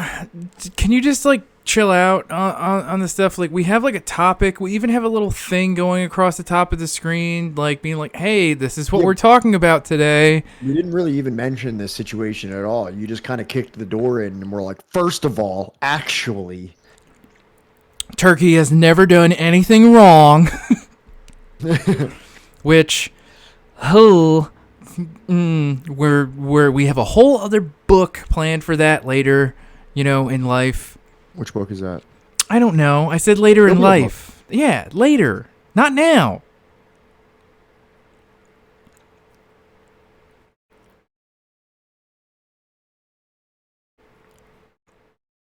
All right. Well, we're going to go back to, what we're talking about. Yeah. All right. Spacafra, just please behave. The leading émigré an organization was known as National Alliance of Russian Solidarists, or the National Union of Labor. Sure. It was composed largely of two distinct groups: the Sons of the Russians, who had gone to the West following the revolution, and those Russians who, through circumstance or choice, had wound up in Western Europe at the close of the Second World War. Something happening? Oh, Jesus Christ. I saw Radisky's say it, and then I found that they actually did say that. They did say that Turks was that we considered the Armenians friends of the Russians, and therefore we may have massacred them. So yeah. Like the Russians, we may have Chechens and Circassians. I wanted to take the May in good faith. Dog! I don't know if you think that, like, we got, like, Chank, Uyghur money, or Uyghur, whatever the fuck his name is. We're not affiliated with TYT in any capacity. Now, if somebody wants to start writing some checks... Hell yeah, dog! If Uncle Chank wants to start throwing some checks our way, then... By all means, dog. I will gladly... Transphobic. I'll take that back. I'm just kidding, dude. I'm just kidding. Holy shit, Pat. It was a joke. I know. It was a criticism of TYT. I get it, but that's not... Whatever. My point is that we'll take money from anybody. Even transphobes, apparently. Fuck. All right. Going back to the thing. Son of a bitch. Dude, you better stop laughing about it if it's so wrong. If it's so inappropriate, you better stop thinking It's a so nervous funny. laugh. Following the revolution and those Russians, circumstance or choice had wound up in Western Europe at the close of the Second World War. Members of both groups, both sides, had collaborated with the Nazis during the war. Although NTS was generally classified in the right wing of various émigré organizations, their collaboration had been motivated more by anti-Stalinism than by pro-Nazi sentiments. What? NTS was based primarily in West Germany, of course, where throughout the 1950s, the CIA was the organization's chief benefactor, often its sole support. At a CIA school set up in Germany under the imposing name of the Institute for the Study of the USSR, as well as at schools in Great Britain and the United States, the agency provided NTS members with extensive training before airdropping them into Soviet territory. The men landed on their native soil, elaborately equipped with everything from weapons to collapsible bicycles, frogman suits, and rubber mats for crossing electrically charged barbed wire fences. This is... I think we need to just redo this one. We just need to just burn the VOD and just, like, redo the whole episode. Collapsible bicycles. Collapsible bicycles. There's so much going on in this episode today. I'm having a good time. So what is this, like, you know, the grandfathers of the Azov battalion? It looks like it, right? That symbol is just like just like the Azov symbol. Isn't That's the trident. That's their thing. Well, there it is. The National Alliance of Russian Solidarists, NTS, is a Russian anti-communist organization founded in 1930 by a group of young Russian anti-communist white emigres in Belgrade, Serbia. The organization was formed in response to the older generation of Russian emigres, veterans of the white movement, who were perceived as being stagnant and resigned to their loss in the Russian Civil War. The youth, which formed NTS, decided to take an active role in fighting against communism by studying the newly emerging Soviet culture, the psyche of a person living in the Soviet Union, and developing a political program based on the concept of solidarism. The political program, the Solidist ideology of NTS, was built on the Christian understanding of the people's collective social responsibility for each other's welfare and the voluntary cooperation between the different layers, as opposed to classes of society, in opposition to the Marxist concept of class struggle. It also believes strongly in the sanctity of the individual. There it is. In contrast to Marxist collectivism. Solidarists don't have class. They have layers. Like an onion. Like an onion. Society is a lot like an onion. Like a Soviet onion. Like they have on top of their buildings. Yes. Also, if I'm understanding this correctly, basically these are the kids that are descended from, like, pretty much like I'm assuming like the wealthy people. Yeah, the white army. Yeah.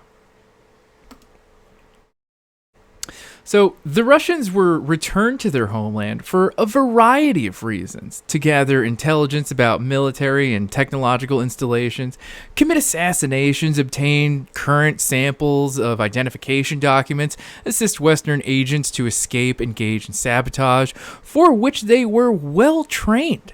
Methods of derailing trains and wrecking bridges, actions against arms factories and power plants, etc.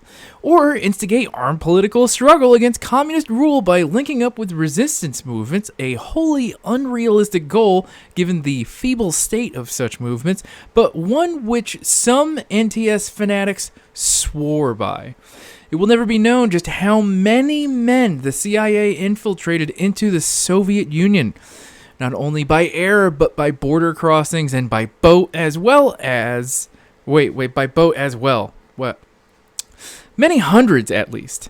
As to their fate, the Soviet Union published a book in 1961 called Caught in the Act, CIA, in which were listed the names and other details Of about 24 infiltrators, the Russians claim to have captured, often almost immediately upon arrival. Some were executed, others received prison sentences. One allegedly was an individual who had taken part in mass execution of Jewish people in German-occupied Soviet territory. The book asserts that there were many more caught who were not listed. This may have been a self-serving statement, but it was a relatively simple matter for the Russians to infiltrate the émigrés' ranks in Western Europe and learn the entire operation. So more about that whole like Nazi genocidal supporter being roped into the whole U.S. propaganda machine. We're going to get into a very specific example of that later in the chapter. So I want you to take that little piece of information, stick it in your back pocket. We'll be revisiting it shortly. Right. So remember how we were talking about spies, right? Like obviously, yes, the KGB was like spying in the U.S. and yada, yada, yada, right? How many like Soviet spies that were caught or even not caught were responsible for like heinous things like, you know, terrorist activities or like, you know, wrecking trains or like, you know, poisoning, liquidating entire villages of Jewish people? Yeah, that. Like how many? I mean, I could probably get past someone potentially wrecking a train or, you know, maybe something that could be considered quote unquote terrorism. It's the liquidation of entire Jewish villages that really is something that I just can't get past. I wouldn't be able to work with somebody like that. Yeah, you know? No, I don't think I can. I don't think I can. You know, especially against a target that wasn't even necessarily posing a hostile threat to my domestic affairs. Right. Seems like a really, really unjustifiable means to a really unworthy end, in my opinion. I mean, who am I? Yeah, I don't know. It just, I don't see the, what's the word? Like, the equivocation of the two. You know what I mean?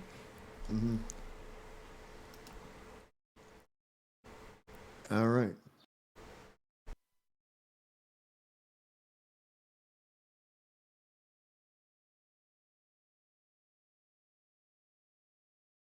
All right, this is me. Yeah. The CIA, to be sure, was not naive about this practice. The agency went so far as to torture suspected defectors in Munich, using such esoteric methods as applying turpentine to a man's testicles or sealing someone in a room playing Indonesian music at deafening levels until he cracked. The Russians further claimed that some of those smuggled in were furnished with special radio beacons to guide planes where to land other agents, and which could also be used to direct U.S. bombers in the event of war. Some of the émigrés made it back to Western Europe with their bits and pieces of information, or after attempting to caddy out some other assignment. It probably was the word carry that got lost in translation with the PDF. Others provided with a complete set of necessary documents were instructed to integrate themselves back into Soviet society and become quote-unquote agents in place. I guess a Gladio style situation. Still others, caught up in the emotion of being home, turned themselves in. Once again, the human factor, which no amount of training or indoctrination can necessarily circumvent. No American operation against the Soviet Union would be complete without its propaganda side, bringing the gospel to the heathen in a myriad of ways that displayed the creativity of the CIA and its team of émigrés. Sorry, I just got to take care of something real quick. Yeah, okay.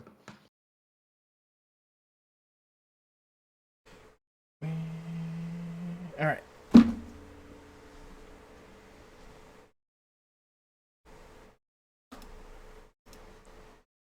Soviet citizens coming to the West were met at every turn by NTS people handing out their newspapers and magazines in Russian and Ukrainian.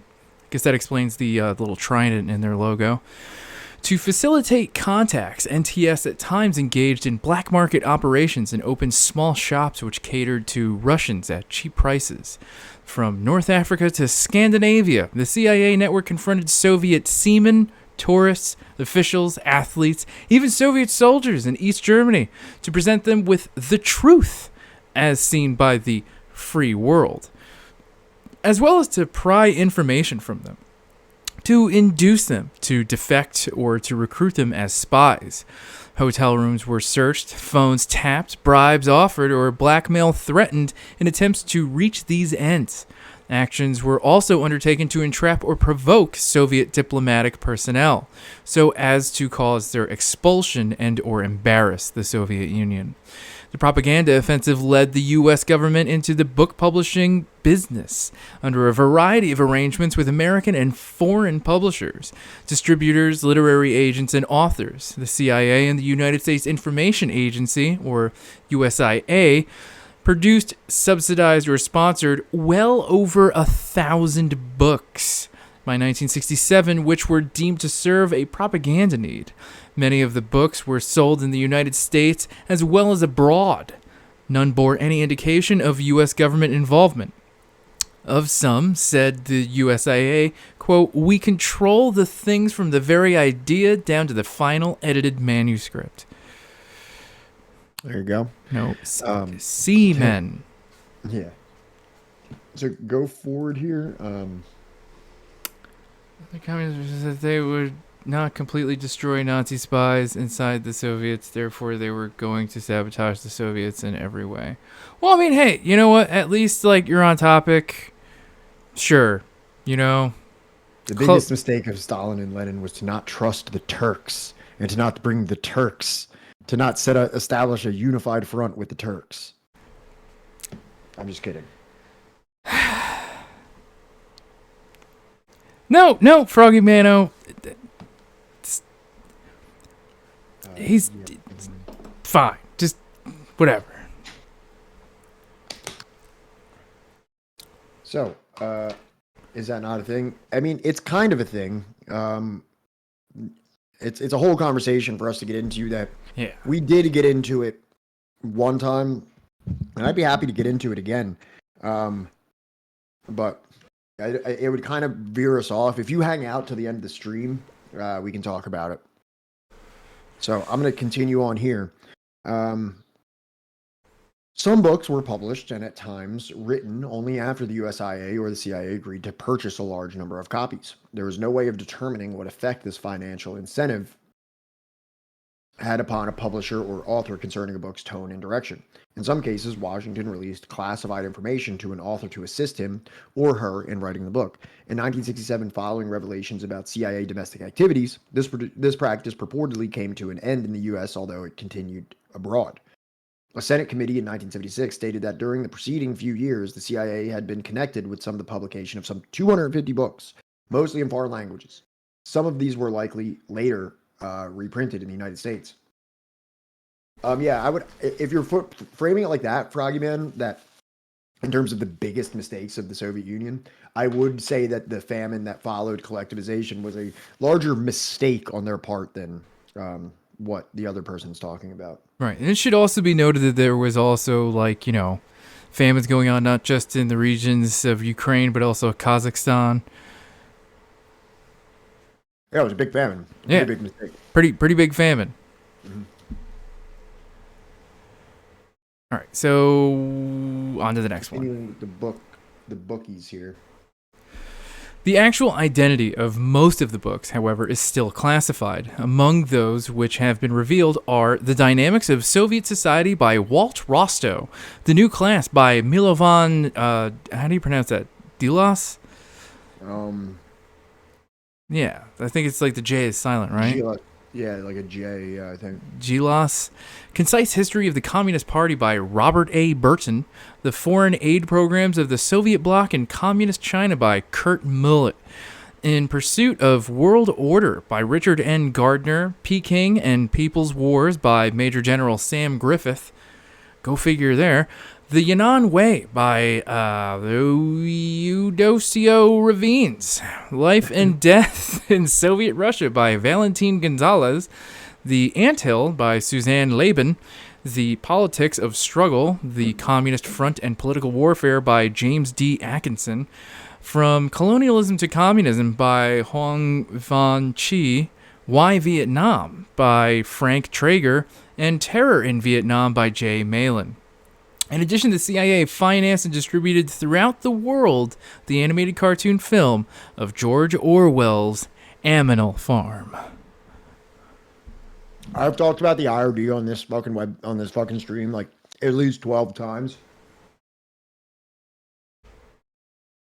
And if you want to visit their Wikipedia page regarding George Orwell, you will find the sentence that according to many historians, George Orwell owes his entire literary reputation to joint efforts by the CIA and the IRD. Right. Look it up. I'm not explaining it right now. I'm not pulling it up. We've done it so many times. So many times. Just go on the IRD Wikipedia page and go to the Orwell section. You'll see everything you need to see. Go on our YouTube and look at the old episodes where we talk at length about the legacy of George Orwell.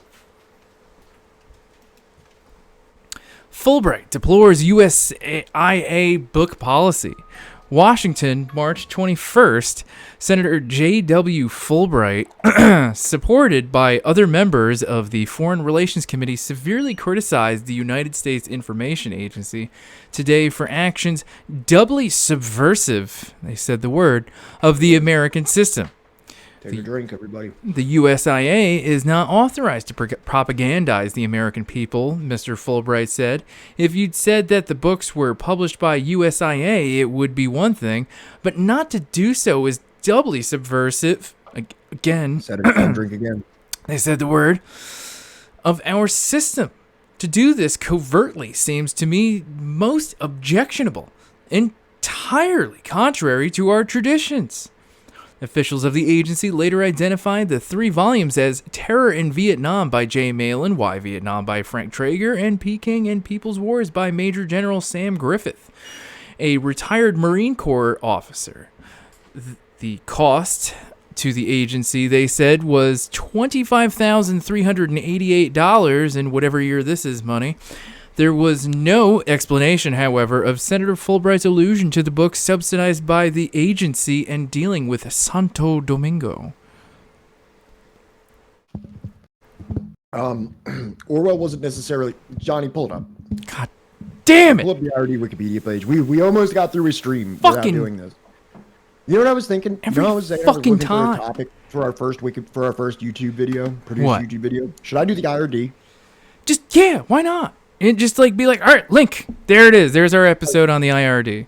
Like, it doesn't have to be long. I could probably do it in 15, 20 minutes. It would probably be I've gone through it enough times that I kind of know the points to hit. But we'll bring this up real quick. All right, now I need to fucking do that. Take that down. Bring that up. All right, here we go. IRD. So just go. There's a section for Orwell. Just Control F George Orwell, and it'll. George Orwell.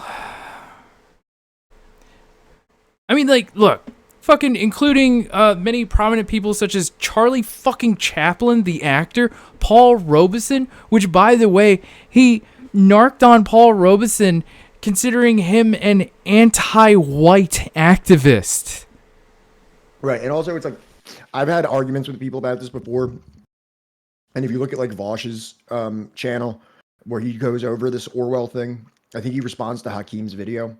I've argued with people of this online who just say like, "Oh, well, he was only ratting on tankies, and the tankies were going to start some police state gulag system or something like that." And that's kind of what I think what Vosh said. These anarchists like to like cope and be like, "Yeah, I would never snitch. We're ACAB, no snitching unless it's on tankies." Apparently, is their logic. But it's like, okay, so was Charlie Chaplin and Paul Robeson arranging some kind of gulag system? Is that what you're telling me? Yes. Yes, they are. That's precisely what's happening. What up, Whitey? There is the sentence that I said. And it doesn't necessarily mean that he was funded by them. Because while he was, it's really what they did with his work, the distribution and the publishing that they did with his work, that you can potentially point to his literary reputation hinging on it quite a bit. Also, it should just be like pointed out that it's not as if like, oh, you know, George Orwell, without working with like the IRD and the CIA, was like, you know, a great guy. Well, there's like, an argument that he didn't do it consciously. And I mean, he was pretty old when this stuff happened. Orwell's List happened very late in his life. And there's like some kind of an argument that like he was a little bit mentally faltering at that time. And he was taken advantage of by this intelligence agency. But were they entertaining? I don't know, but were they taking, you know, advantage of him when he was a young man, you know, in like fucking what is it, Myanmar or Burma, you know, as like a colonial officer, and literally like writes a whole story about shooting an elephant, right, to flex on. Technically, they were taking advantage of him. Yeah. All right. Fine, I'll give you that. So what other parts were we wanted to hit here? Or was that it? That's about it. All right. Okay. All right. Does that answer your question, Froggy Mano? Pushing his book after written makes sense. Animal Farm is super anti-commie. Reminds me of Two Cups a couple months ago. Two Z's, 1 cup? What are you talking about? I don't know, man. 2 cups, 1 Z? 2 cups, 1 she. She. That's how it's pronounced. All right. So, the most pervasive propaganda penetration of the socialist bloc was by the means of the airwaves. Numerous transmitters, tremendous wattage, and often round-the-clock programming brought Radio Liberty and Radio Free Russia to the Soviet Union, Radio Free Europe and Radio in the American sector to Eastern Europe, and the Voice of America to all parts of the world. With the exception of the last, the stations were ostensibly private organizations financed by gifts from American corporations, nickel and dime donations from the American public, and other private sources. In actuality, the CIA covertly funded almost all of the costs until 1971. Exposure of the agency's role in 1967, although it had been widely assumed long before then, led to Congress eventually instituting open governmental financing of the stations. The stations served the purpose of filling in some of the gaps and correcting the falsehoods of the communist media, but could not escape presenting a picture of the world, both East and West, shot through their own omissions and distortions. Their mission in life was to emphasize whatever could make the communist regimes look bad.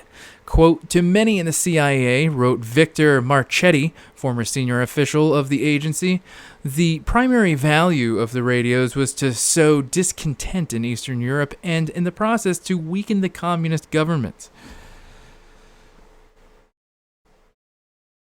All right, yeah. So now we're getting into the Radio Free Europe section of the discussion.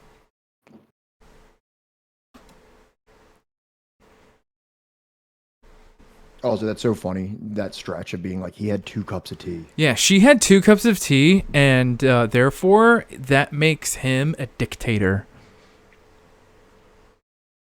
Because only a dictator would have 2. Well, everyone else has 1. Wait for a quick moment. Can you just kind of take over? Yeah, sure. Do you want me to read this? Yeah, you can just go ahead. All right. So, Radio Free Europe was created and grew in its early years through the efforts of the National Committee for a Free Europe, the NCFE, an anti-communist CIA front organization that was formed by Alan fucking Dulles in New York City in 1949.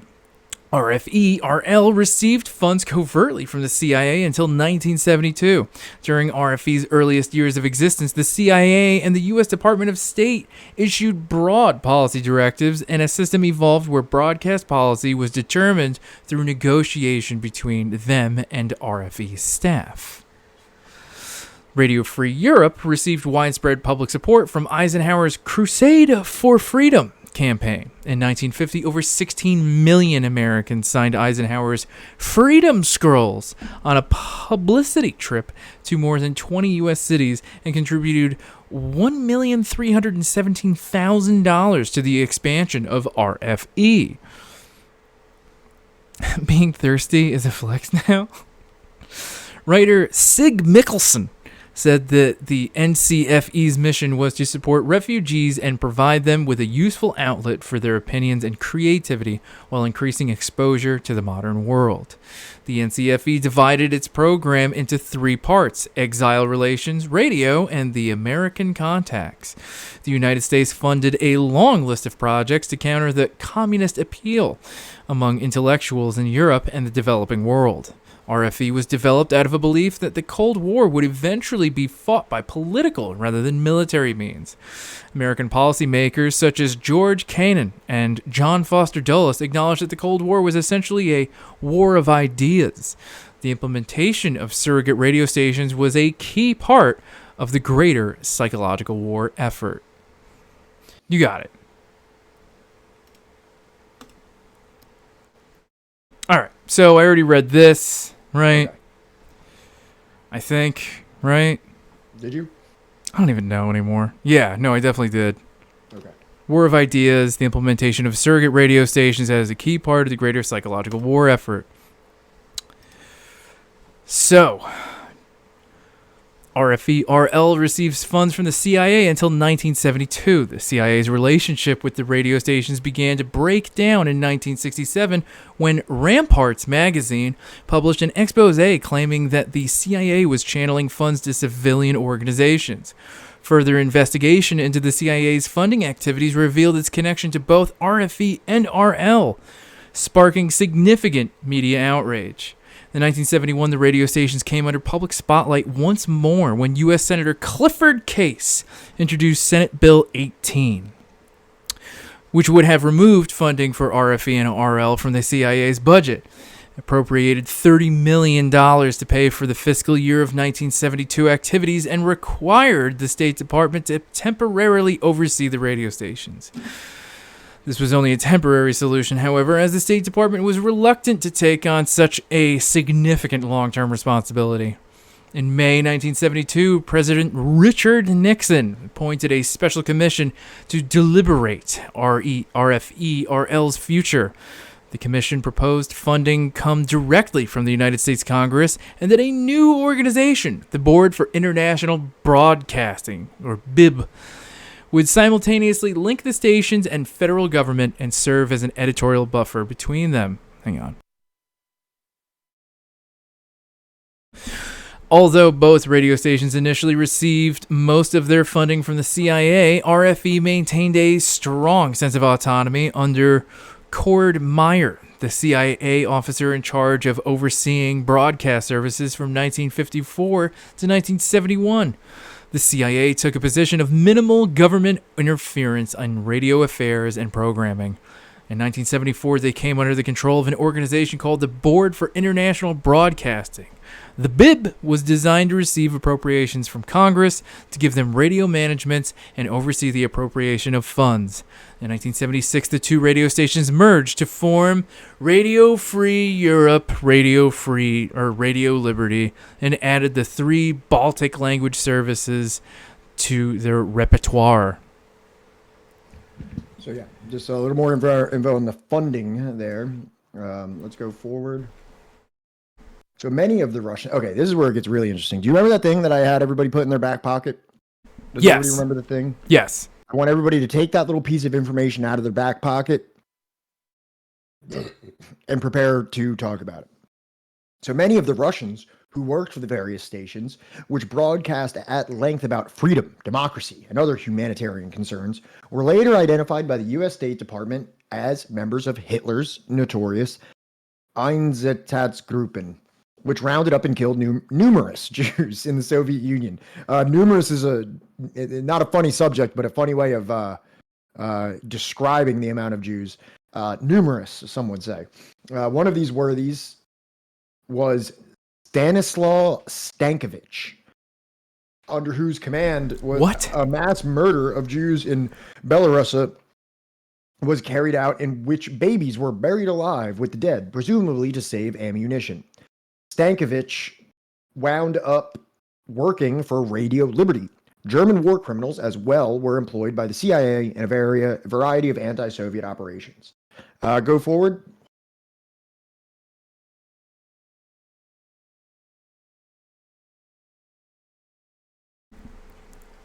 There's so much going on in chat right now. There.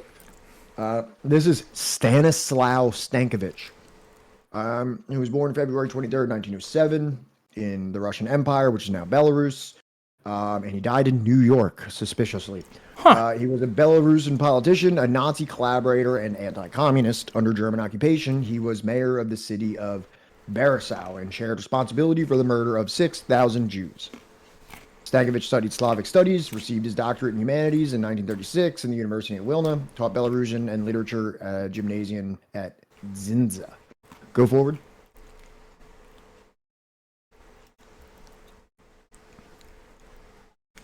Here's where things get kind of weird. A little bit suspicious.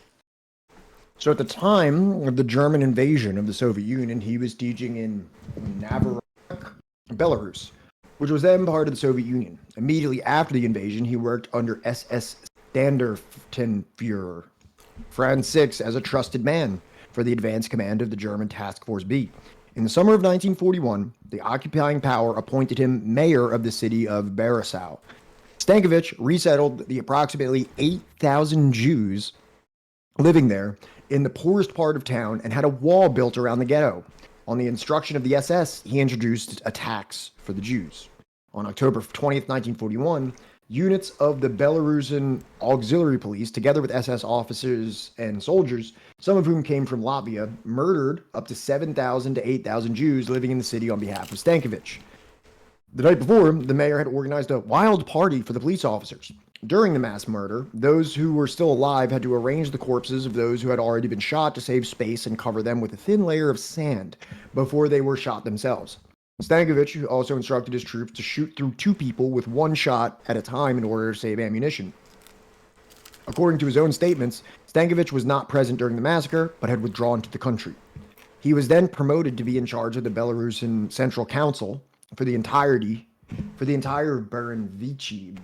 Baranovichi region. As before in Barisau, immediately after taking administration of Baranovichi, it's two different words, I don't even get it. In the spring of 1942, Stankovic interned the city's 15,000 Jews in a ghetto in order to prepare for their extermination.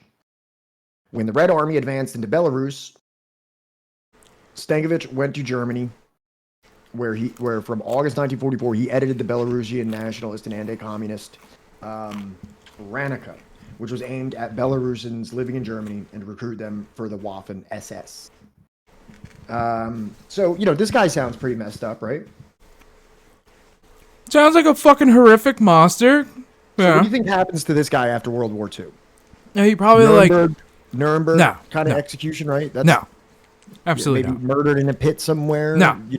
Tore to shreds by surviving Jews of the area. Probably, interrogated by Mossad, at some black site or something. Yeah, which I would accept. Yeah. Let's go forward and see. Who knows? Because none of us really know. None of us know unless you already Googled it. Johnny, why don't you take the honors of this last part? So after the war, Stankovic was housed in the Amberg DP camp. What does the DP stand for? In the American occupation zone from May 1945. He then taught displaced persons in Regenburg and Micheldorf DP camps. I suppose the DP stands for displaced persons. From the end of 1946 to May 1950. He then headed to the DP camp in Osterhofen using authoritarian means. How the fuck does one... Whatever. At the time, he began to publish the newspaper... Oh, fuck that. Fatherland. Also, a resolution adopted in the United Nations in October 31st, 1947, at the request of Belarusian SSR, which Stankovic described as a war criminal who was illegally sheltered by the USA, had no consequences. After 1950, Stankovic taught languages at the International Refugee Organization in Munich.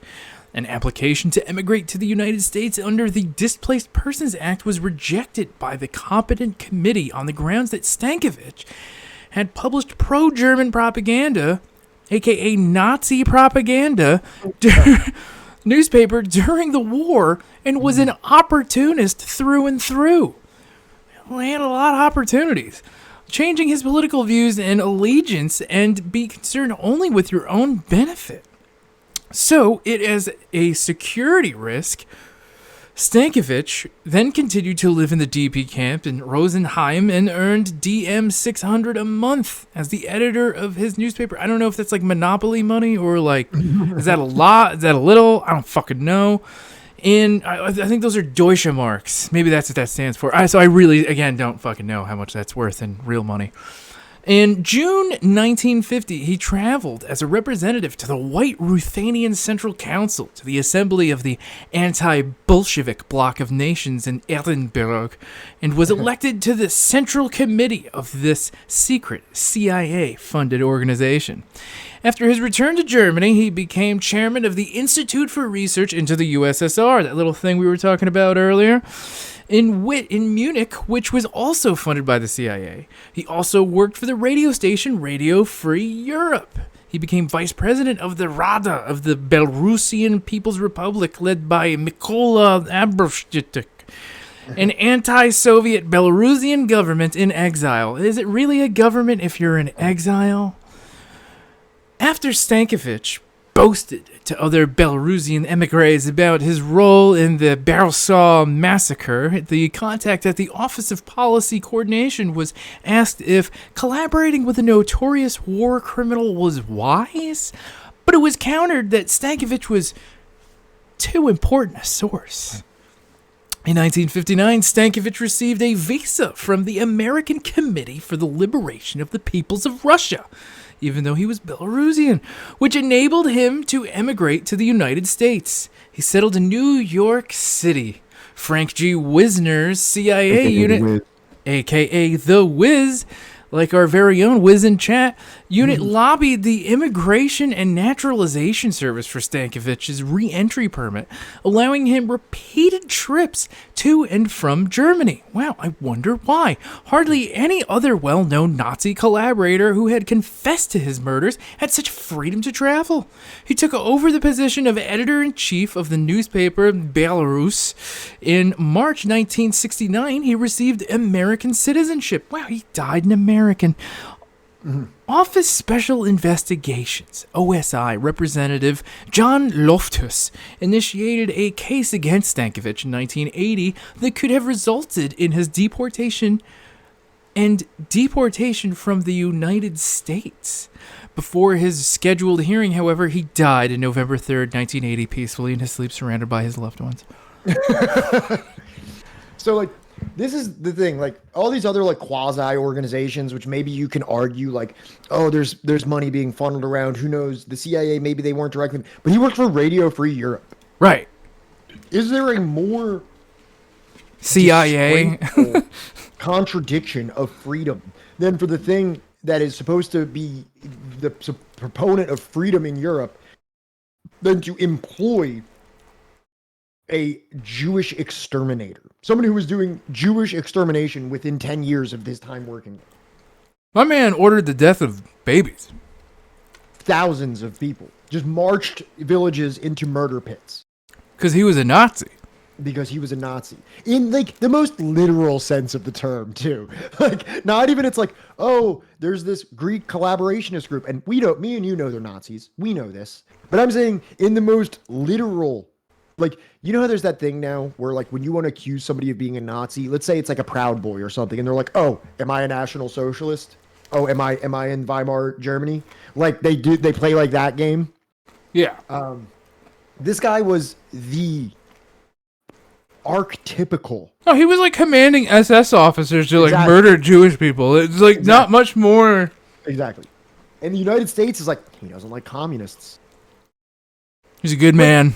And I'm not saying that I would forgive this type of association if we were at, like, let's say, for example, we were in a ground war with the Soviet Union where there was fucking, the northwestern portion of the United States is gone. It's been taken. Like, you know what I mean? We have, Soviet troops in the continental U.S. There's war raging from state to state with, like, Soviet bombs are being dropped. We're in a, like, life or death struggle, like a real war. could I see maybe you having to do business with someone that's a little bit more unsavory? But the thing is like these types of associations are being consummated without even like what American citizen is even at risk here? None. The answer is none. That's what I mean. Like, you know what I mean? Like, let's take the Molotov-Ribbentrop Pact. You know what I mean? Like, you mean the last pact made with the Nazis after basically every other country like in the world had already made a pact with them? Critical things that I have to say about that on the Soviet Union side. I don't think it is as black and white as just like a last-ditch effort signature. We don't have to talk about that right now. But I'm just saying is that given what the Nazis did to the Soviet Union, when the wolves are at the door like that, I could see maybe having your back against the wall and having to do some business with someone that you may actually hate. Right. But that was not what was happening in the United States. The proverbial wolves were not at the door. This was some like hearts and minds shit where you're just willing to employ a genocidal murderer, the thing that you claim to hate, the absolute antithesis of freedom, just to make sure that like Belarus isn't communist or something like that. Because, you know, Belarus is so important to the American presence in the region. Something like that effect.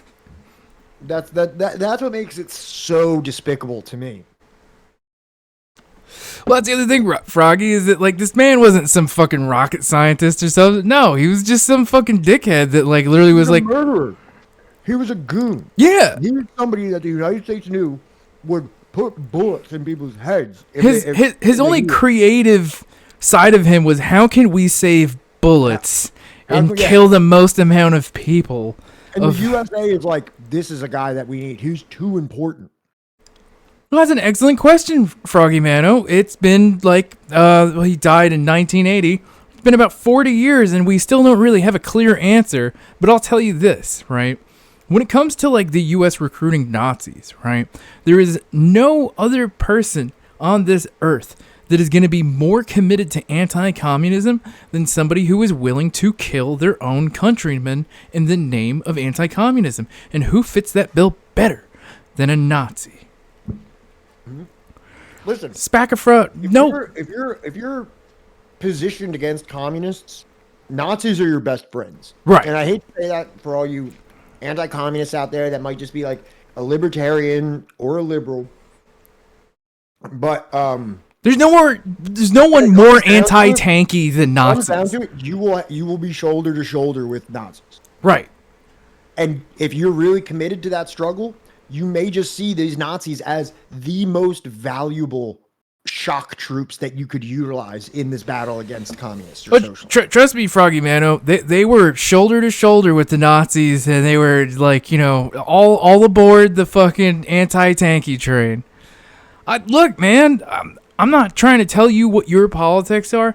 I'm just trying to tell you the history, right?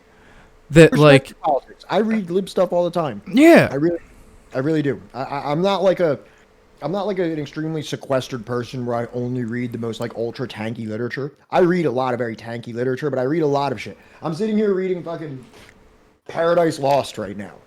You know what I mean? Well, like, I mean, it's like, technically that is more like influence on like the well, I'm not people's saying that's necessarily a liberal book. I'm just saying I read like a lot. I read like a lot of shit. You know what I mean? But yeah, it's like. But things that I could read like Hanju Chang 23 Things They Don't Tell You About Capitalism, like that's like a very liberal style book, a very Keynesian book, which depending on who you are might not even be considered liberal because in the grand scheme of things, Keynesianism is like a response to what is truly liberalism, which is free market. Dude, no, there was a guy literally on C-SPAN the other day. He was a California Republican representative who was saying that like Keynesianism is the reason why our country is so fucked up, and that nothing has like made our country worse than Keynesian policies. And it's like, dog. You mean the thing that happened after the Great Depression? Yeah, the thing that like literally like helped us claw out of the Great Depression. If that happened after, what happened before the Great Depression? I'm curious. Well, free market liberty, man. Free market liberty. Freedom. Like freedom to me, brother. Sounds like freedom to me, brother. Sounds like you need to pick yourself up by your bootstraps. Kind of sounds like you're just trying to skirt the, the blame here. Marshall Plan isn't Keynesian. Well, the Marshall Plan is about Europe. We're talking Right. about the Great. I don't know if you're trying to correct us with that situation. We read a whole ass book on fucking economics in this stream. Why would you want to add something great? Did you think we were specifically referring to the Marshall Plan? The Marshall Plan.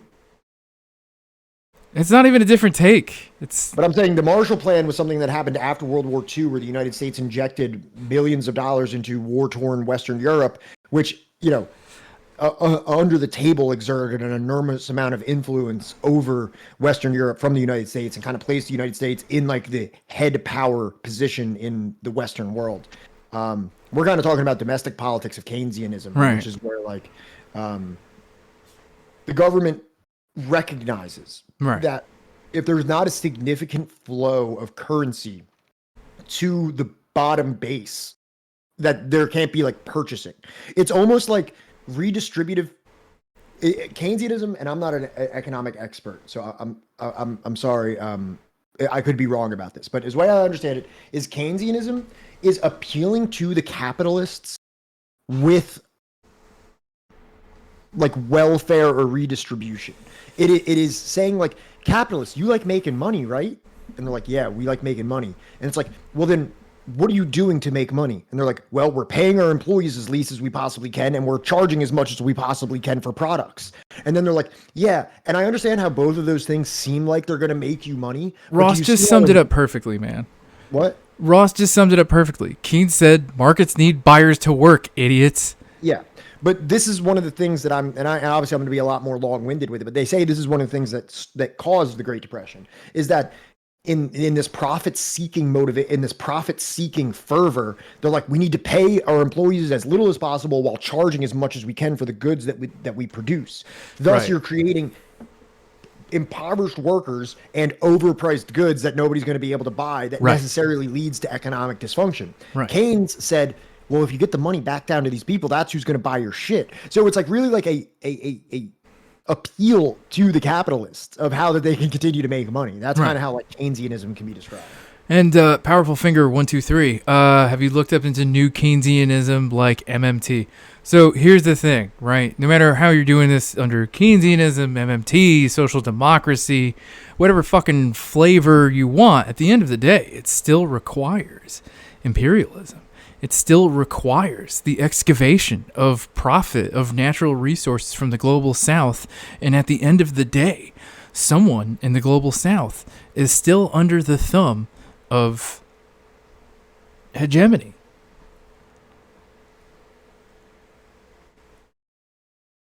You gotta kill that host gradually to extract more value. I'm not a liberal, by the way. You guys looked into lib books, so I asked you that about MMT. No, we haven't. I thought you said I'm a lib, and then I said that's cool. I read lib books too, and that's how we brought this up. No, that's a I didn't different bring up lib chatter. books first. Different What? chatter. Different chatter. Powerful Finger brought up the heavy shit, my look. bad. Yeah, Yeah, you're good. different You're chatter, good. my You're bad. good. You're good. I know. You're Same correct. same color, but you know. The names are the same color in chat. Yeah, I'm sorry. Which is not what that's. We're moving on. All right. Wait, is there something wrong with the names being the same color in chat? No, it's just it's the optics of it, or whatever the hell you want to call it. It's just it could be mistaken to sound like something else. So,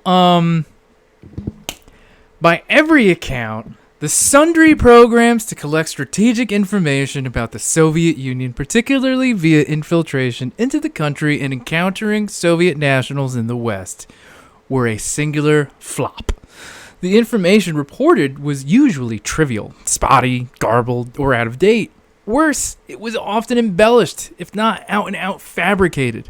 Many post-war emigres in Western Europe made their living in the information business. It was their most saleable commodity.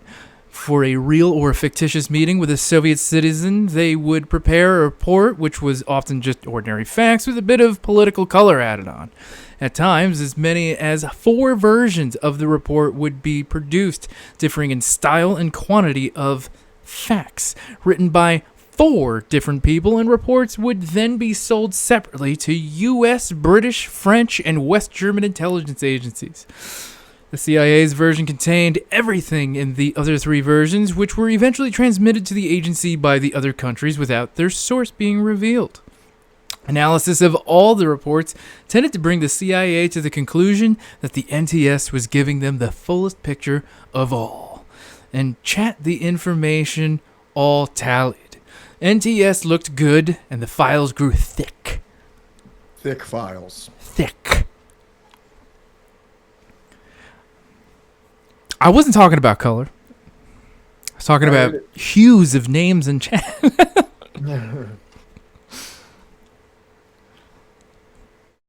All right.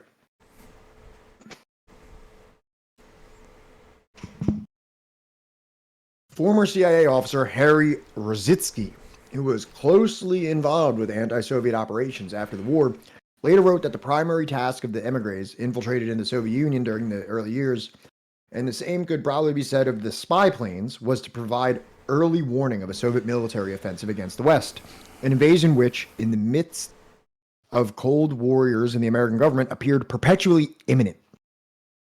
This apprehension was reminiscent of the alarm sounded following the Russian Revolution. See the introduction in the original edition, blah, blah, blah, we read all this. And similarly flourished despite the fact of a Russia recently devastated by a major war and hardly in a position to undertake a military operation of any such magnitude. Nevertheless, wrote Rositsky, it was officially estimated that Soviet forces were capable of reaching the English Channel in a matter of weeks. It was an axiom in Washington that Stalin was plotting war. When would it come?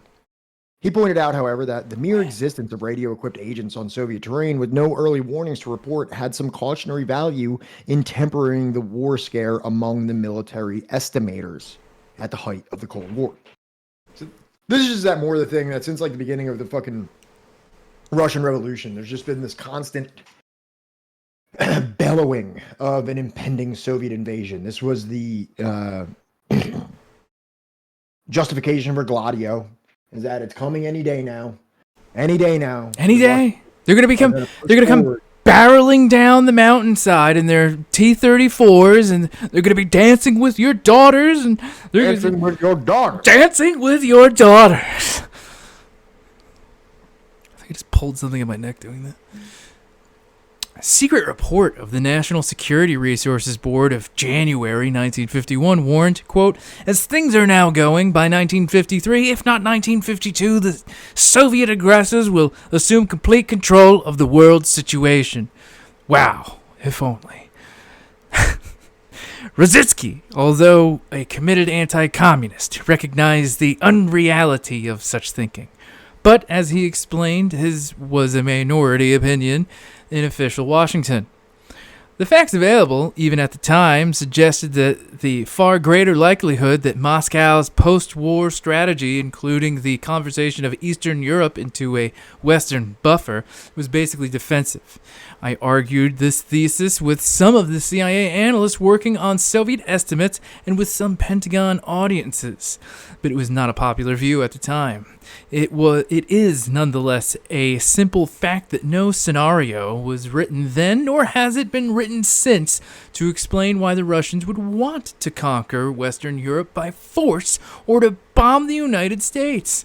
Neither action would have contributed in any tangible way to the Soviet national interest and would have hazarded the destruction of the Soviet state. The basic question was never raised. For the Cold War prism created in the minds of the diplomatic and military strategist a clear-cut world of black and white. There were no grays. No neutralism, as Dulles said. There will be no neutrality in this war. And that is the glove that was thrown down by the American side of the Cold War, not by the Soviet side. This is the end. Several years were to pass, Rositsky pointed out, before it became clear to Washington there were no warnings, early or otherwise, to report. This, however, had no noticeable effect upon the United States military buildup or Cold War propaganda. And this is the continuing trend of American foreign policy of constantly building up boogeymen, using those boogeymen as a justification to dump more and more funding into military expansion. And then when those threats, quote unquote threats, extinguish themselves naturally, they have to build new ones. This is why you have what's his fucking name? Colin Powell being like, I'm running out of villains. Right. I'm down to Castro and Kim Il-sung. And he said that exasperately, as in like, they're not good enough. Neither of these people have like it's a funny thing to look back now on to him say that about Kim Il-sung, because now like they treat that person like the devil incarnate. Right. Well, also he learned his lesson very well from like, a period of post-Soviet American foreign policy where it's just like nobody's gonna get me like they did Gaddafi. Nobody's gonna play me like that. Yeah. Well, and that's the thing, we had the Cold War, we had anti-communism, and then the Soviet Union and Eastern Bloc nations transitioned to capitalism. And what do they get for it? Terrorism. Right. Now we're worried about terrorism. And who financed the origin of these terrorists and who trained them? who trained them? What are you going to bring up ancient history now? Ancient history from like 30 years ago? You going to bring up ancient history with me now? You're going to bring up stuff that happened like 40 years ago? Mujahideen are still using American supplied weapons to fight American forces, and you're going to point that out? Why are you going to ask weird questions like, where is the Taliban getting all this modern weaponry from? And like, how come ISIS has like night vision goggles and shit? Like, why are you asking these things? Yes, we have certainly heard about which one? Are you talking about, Muammar Gaddafi's Green Book? I don't even know where it is on my book. I don't even know where it is on my bookshelf. It's really not that thick. It's pretty thin. I heard it's not that good. Really? I mean, like, look, it's Gaddafi. Didn't our friend from Ireland say that? That it's kind of mid? Yeah. I mean, like, dude, it's Gaddafi. He's all over the fucking place. He's a man of many contradictions, all right? We're going to do Bright Up the Past and show how relevant it is to today. Communism. Are you going to bring up the consequences of my own actions every time? Consequences of my own tax dollars? We're all just trying to figure out the guy who's responsible for we're all just two lost souls swimming in a fishbowl right now. You know what I mean? Like, you can't, year after year. Like a flat circle. You know what I mean? Like, this is all just like an abstract concept. Like, what is time? And what is this, what is the Mujahideen? And who could really count? Who's the Mujahideen? All right? What is evil? You just get more and more abstract with philosophical concepts. Like, there's a materialist approach and idealist approach. And it's like, there's actually a lot of colors that your eyes can't even perceive. So it's like, is the real world what you see through your eyes, or is there actually something else? All right, have a good one. Have a good one, guys. Fucking... it's been great talking with you. A wise man once said, Pat, shame on you, fool me. You can't get fooled again. All right. If you were a hot dog, would you eat yourself? If I were a hot dog, I'd smother myself in mustard. Did he really say the second part? No. It's like it's like a Will Ferrell bit from Saturday Night Live from like 30 years ago. Point is, you can't fool me again. Point is, you can't fool me again. So funny that you have like that bumbling idiot. Do you believe that George Bush was actually an idiot, or do you think he was just like what's the word that I'm looking for? Or like strategically inept public spokesman of like some of the most heinous shit development of. Well, definitely the most heinous of the 21st century. I'm gonna do you one better, because we'll be debating this for the next rest of our lives. But I personally think he's the most heinous idiot. I think for the things he was like Reagan. I think for the things he was aware and competent for, right? They were obviously awful, right? For the things that he was kept probably on like a very short leash about. Yeah, I think Cheney had far more involvement than fucking Junior did. Oh yeah, yeah. I mean, because who was it that said that Bush Jr. You know what? I'm going to end this for the VOD because, like, you know, this is kind of like the end of the chapter. If you want to get involved in conversations like these, right? We go live. Get involved in these conversations? Yeah, if you want to get involved in the fucking madness, all right? Like I tell you every fucking time, all right?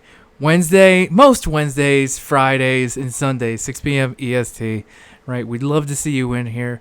Come on in. I'll update, you know, the videos at least every other 2 weeks, something like that. I don't know. I got a lot going on, all right? You would know if you were here.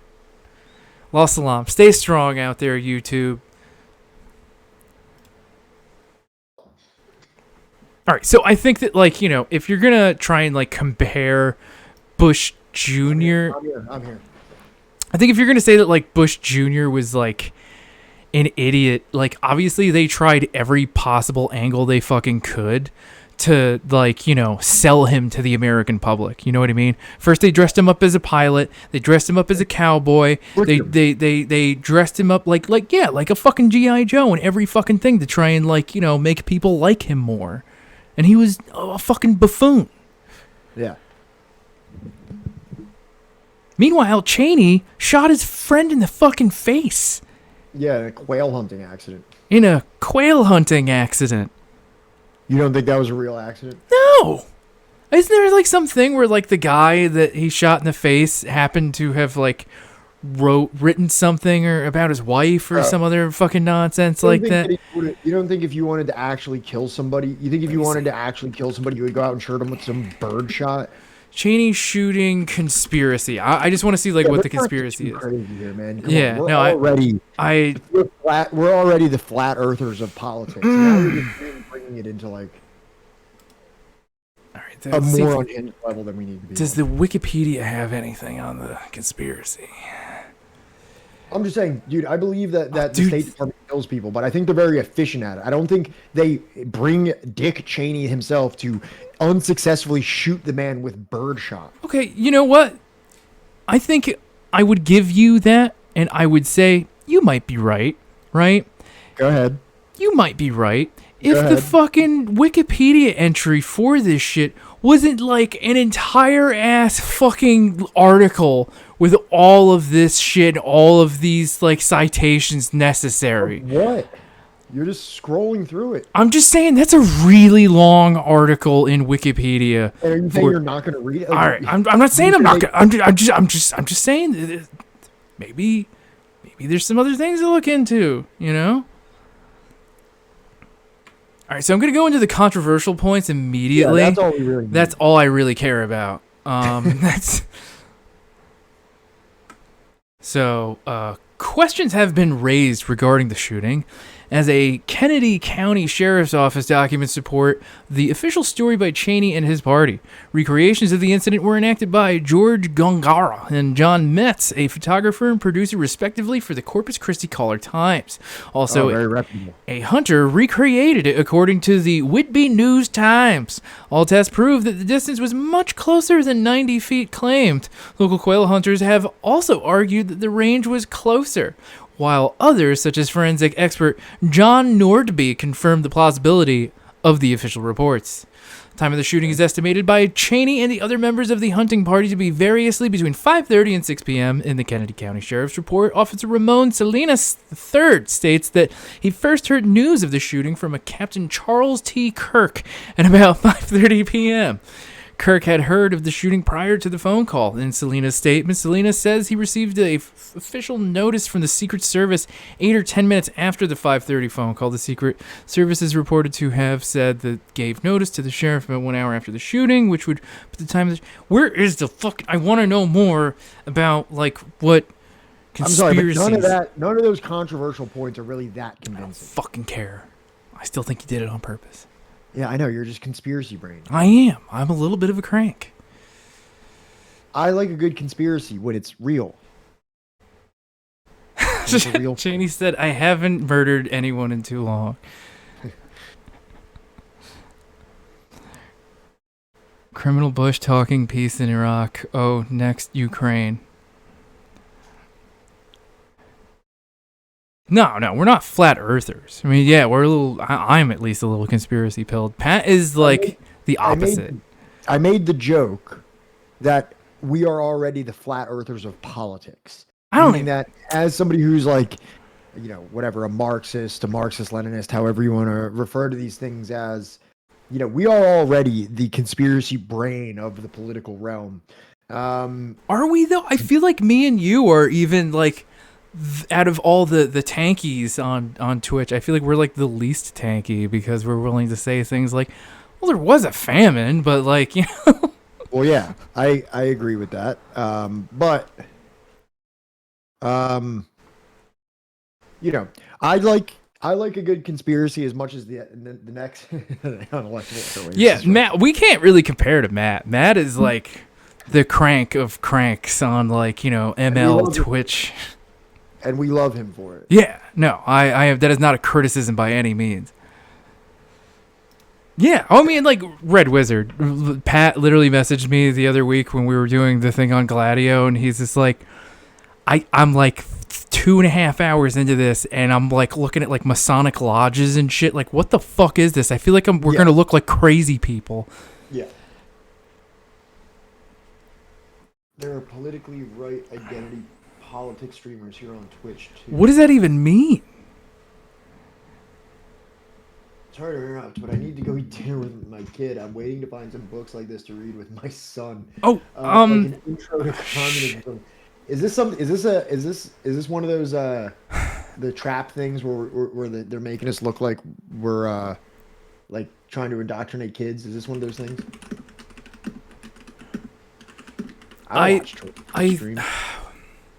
Where the hell is it? I guess just hit him off with Engel's 12 Principles of Communism or something. No. There is a book. I lent it out. Here it is. If I'm being honest with you, I don't really have like a children's. I don't really like have like a lot of children suggestion. Here, I do. It's right here. It's even got cartoons in it and everything. It's called Marx's Capital Illustrated, an illustrated introduction. It's great. I think that'll do just fine.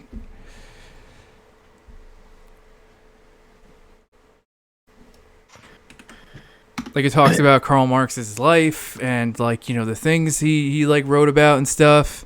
And they're like, let me see if I can pull this up. It looks like this. It's got stuff like this. It's kind of old, not gonna lie, but like, it's pretty fun, Oh, okay. He's 15, so don't need a picture book, but I'll check it out. Oh, well, like I said, it'll be like a comic more than anything. It's kind of like Mouse, I guess, in terms of like, unless you want to give him capital in manga. There's apparently that. Oh, he's 15? Okay. Yeah.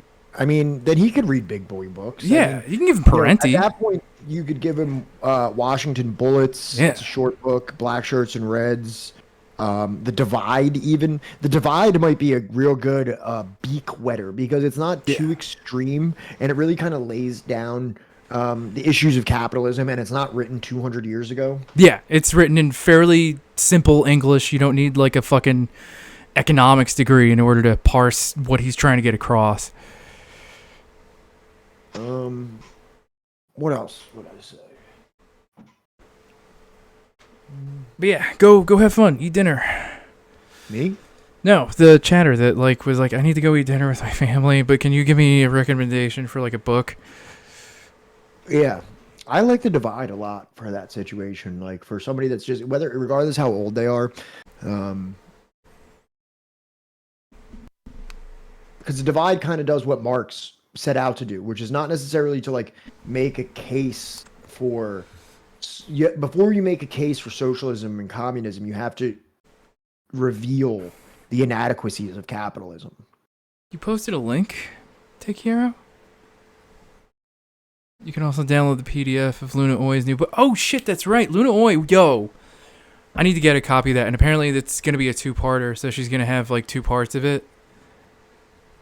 Right. But that would be like a cool book to cover one day. Yeah, maybe we can get her on to talk about it. Maybe. Then we can bring up a lot more about how, like, hey, we want to come visit you. We can get that Luna Oi rub. If, if you let us stay on your farm, we'll work on it. That would be kind of interesting.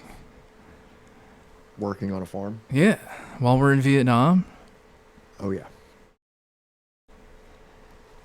Yeah, Luna for me is actually like very formative, very influential on understanding like dialectics, historical materialism.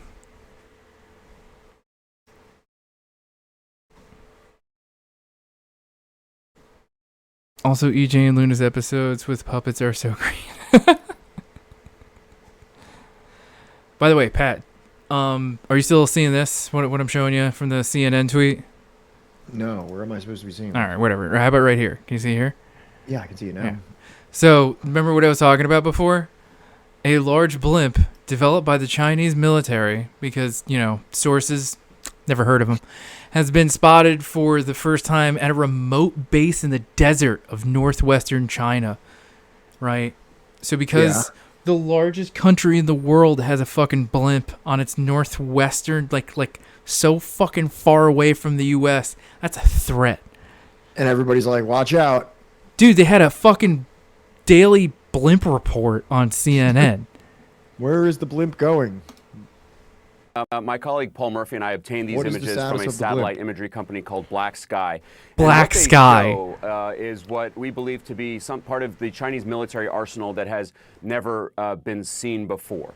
These images taken at a base in an area called Korla in northwestern China. It is a remote desert base that is associated with the Chinese military, the PLA. This is an area that has been studied for years. We've seen other satellite imagery of that base, but what we've never seen before is a blimp picked up that is at 6 in the morning for this flight. Do you notice that like they're not even showing the whole map of China to show you just how fucking far west into China it is? With like they're just showing that one part. That could be anywhere. It could be so close to you. 3,300 feet long. The blimp itself is about 100 feet or 30 meters long. It's just outside encroaching on my property. And what this indicates, John, what experts tell us, is an advancement in the Chinese airship military program, that it's getting more sophisticated. It's of course, we've 3 known for quite some buses time long. That they do have an airship program. Americans know all too well that they've been using Chinese spy balloons. We saw back in January, February, that spy balloon. Guys, but a blimp is a lot more sophisticated. It's more. To get started on that project soon. For our first what? YouTube video. Fuck. I mean, I thought we were gonna do Marks at the Margins for the first YouTube video. Or that's the podcast. Yeah. All right. So you want the YouTube video to be like unrelated to any of the books that we read? It could be related. It doesn't have to be unrelated. I don't know. Maybe if we just do like a video of the podcast. No, I'm trying to actually edit like a video essay is what I want to do. I mean, like, I guess. I don't know. Damn, 3 buses long. That's a thick. That's a thick motherfucker. Dude, what is with this chat thing, dude? Like, what in your fucking concept? Like, it didn't even just catch the word motherfucker. It recognized the entirety of the phrase thick ass motherfucker. Like, it didn't just say like, oh, motherfucker, that's a bad word. It said, hold on. The association of thick ass motherfucker is something that we need to be careful of. Okay, but which I think is beautiful. Sebs, we're not doing an OnlyFans. All right, we both have day jobs. When like one of us or both of us lose our jobs for covering that Elon Pape book, maybe that.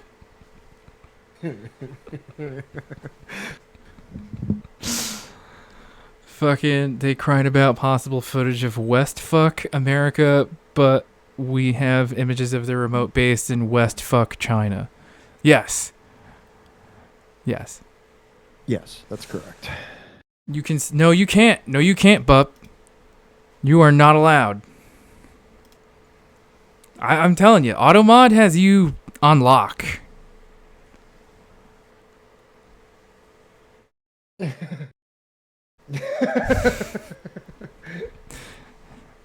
I already allowed it. Why does it keep doing it? Like,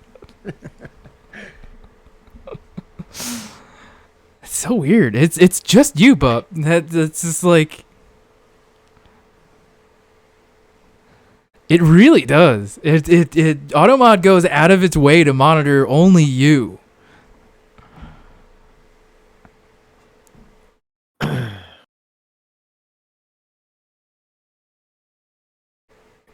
Image the cradle out of the hangar, sitting at the pivot point on the runway. What?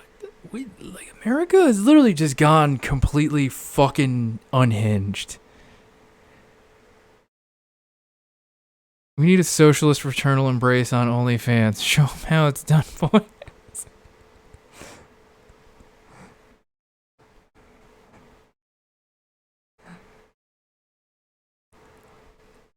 Just too subversive. Wait.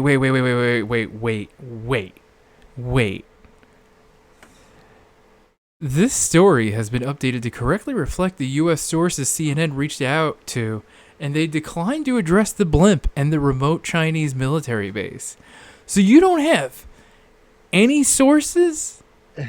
Well, that's like the wildest part about all this. And I noticed this when like the Ukraine war was like big 2 years ago in the headlines, and like it was like something would come out one day, like we found a mass grave, and then 4 days later, if you went to the thing, they'd be like, correction, this is like there's all kind. This isn't correct. Right. But the thing is that source has already been shared 100,000 times, and it's already embedded itself in the like psyche of the public.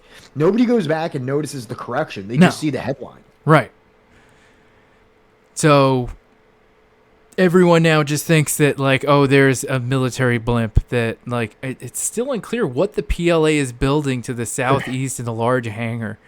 There's a military blimp slowly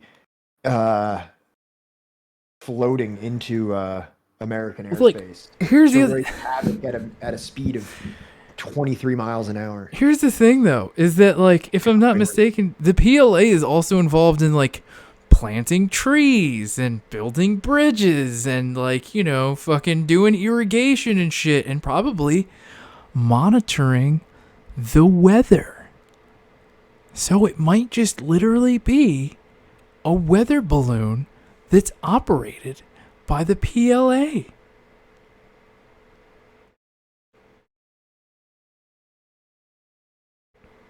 I think that we're just so not used to having like a military that actually does anything that isn't just like murdering and maiming brown people the world over.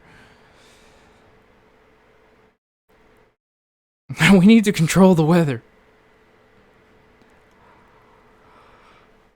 I remember in Command and Conquer, was it Red Alert 2 or was it Command and Conquer Retaliation? I think we're literally just going to repeat what Grom showed earlier today, but I know exactly what you're talking about. You can like make a military, you can make a weather control like center. It was like a super weapon. So you're telling me that TikTok can connect to the Wi-Fi? Is that what you want me to believe?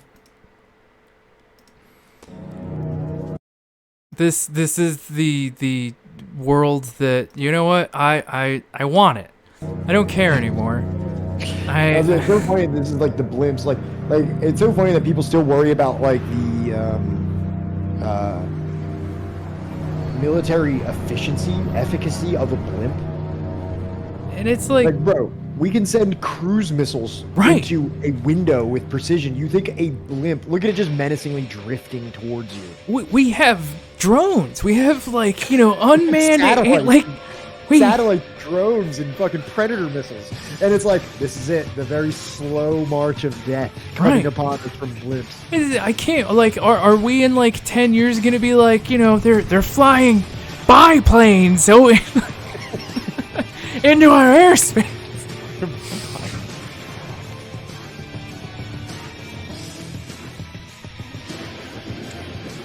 It's an unmanned dirigible. They got squids. I forgot about that. The Soviets have squids. Like in the naval base, you can make little squids.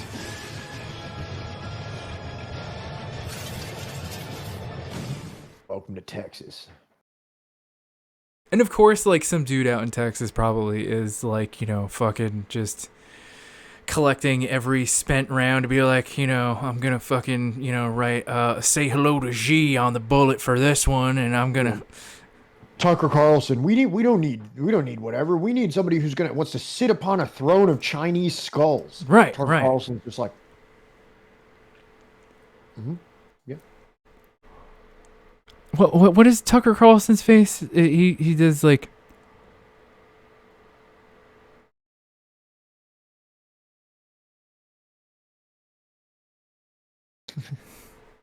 Like a weird stun lock, like I don't know, like it's like he's like watching like a war crime happen in front of him all the time. Didn't you hear Carlson has repented? Did you see that video of him fishing? No. What? Fishing in Central Park? No. Go ahead and pull it up. Look, hey everybody, let the record reflect that I knew a current event before Johnny. I wish Grom was here to see this when I informed Johnny. Is it this one? Is this the one I need to see? I thought this just happened. This is a year ago. There's one from 7 days ago. Which one do I want to watch? Because these look like the same event, and one of them is from a year ago, and the other one's from 7 days ago. Well, who do I trust one here? from a year ago even says that it's a flashback, so who knows how old? So who do I trust here?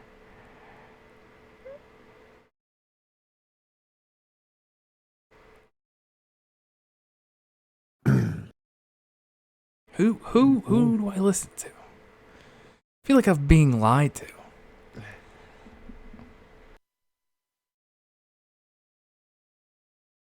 Pat, you never answered. Are you actually watching the Twitch streams? No. Unless they're like VODs that get uploaded to YouTube, like clips of certain people. No, I don't watch any Twitch streams. Pat doesn't want to poison the creative process. Yeah, because then I'll just start jocking other people subconsciously. Yeah. I have to go well out of my way to be like, I can't do that. Grom did that earlier today. I can't do that, fucking no. That's why I read these books too, because you have like 12 people just tripping over the same current event. Right. I watch YouTube a lot though, and there are certain people that like do like have Twitch streams, but then they upload shit. Like I don't know, it happens sometimes. But like I never use Twitch recreational. I mean, I do, but I do it in such a way to make sure that like anything that we do is non-derivative or as underivative as possible, and if it is, it's from a different platform. Whenever a current event happens, I see it echo on Twitch. Whenever Ben Norton or like Breakthrough News release a new video, it's just like, I know I'm going to see that 3 times today.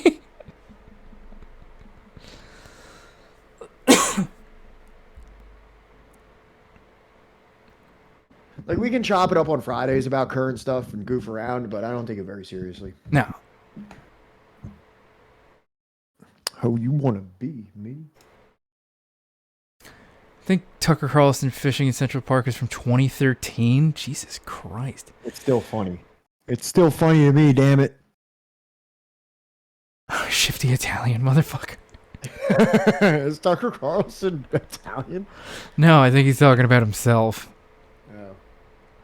Oh. We should get like a vibrating fucking emote. I don't even know what it should be. Like, who would be vibrating, you know? Yeah. What in our repertoire vibrates? I don't know. We're not good at emotes. We really don't. We really need to, work in our emote game. Where's the Mexican Stalin? I uploaded it and it's in fucking purgatory.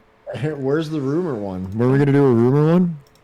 Oh shit, that's right. I took a bunch of screenshots on my phone. I never sent them to you or worked on them after that. But I will work on that. Looks like that's a you problem. That is a me problem. That is me fucking up is what that is. Also, I don't know if Marks in the Margins is going to be our first podcast because I think you might underestimate the amount of time that it's going to take me to actually set up that studio. True. I'm not a rich man, Johnny. Hey, if you guys want to donate, actually, I feel bad asking for donations while we still have our fundraiser up for Books Through Bars. What the fuck? Is it because I didn't upload it as a tier? Yeah, we should get an emote of my cat. That's for sure.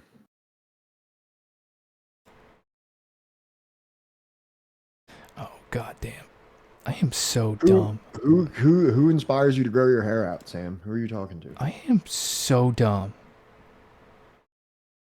Oh, Hash Coach, thank you so much. I'm just not an intelligent person. Bro, stop being so hard. Fan. All right, can chat check to see if the emote's there now? Where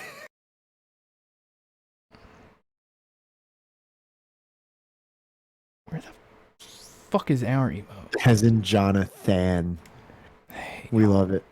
I hate you so much. How do I close this? No, just fanning out again.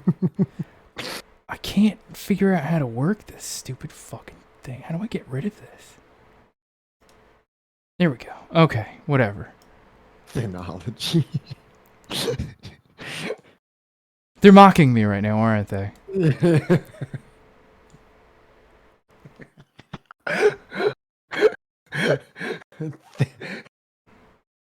Marxism, Thanism.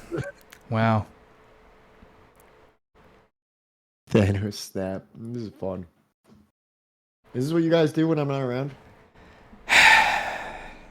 You don't want to know what they do when you're not around.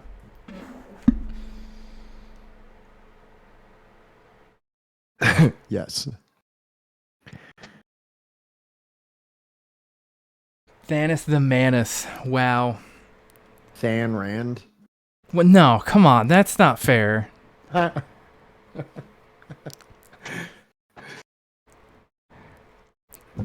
That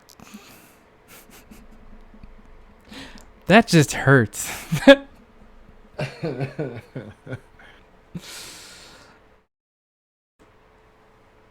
at all these xenophobic.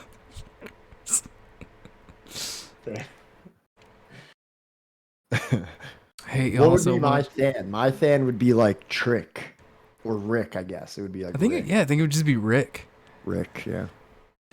Ah, fuck. I don't know what's better, Than Rand or I'm Than. I hate y'all. This so much. This is not fair. I should have expected this to happen sooner, honestly. I should have expected my chat to betray me. Yeah.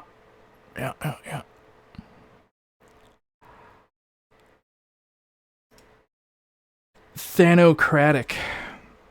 That's a good one. Thanocratic. If we push him too hard, he may...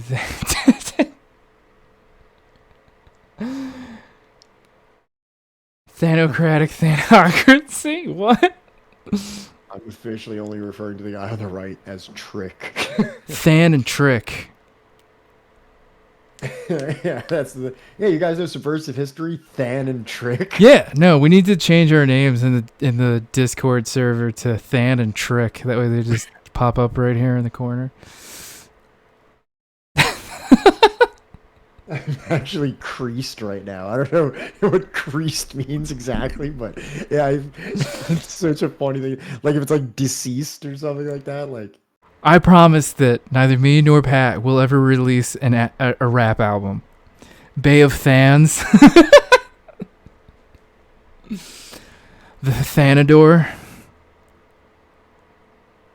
Or is that wrong? Creased. Yeah, that's what I'm literally creased right now. It's a funny term. Also, Pat, if you watched my streams, you wouldn't miss the memes, and you'd also know what creased means. Just saying.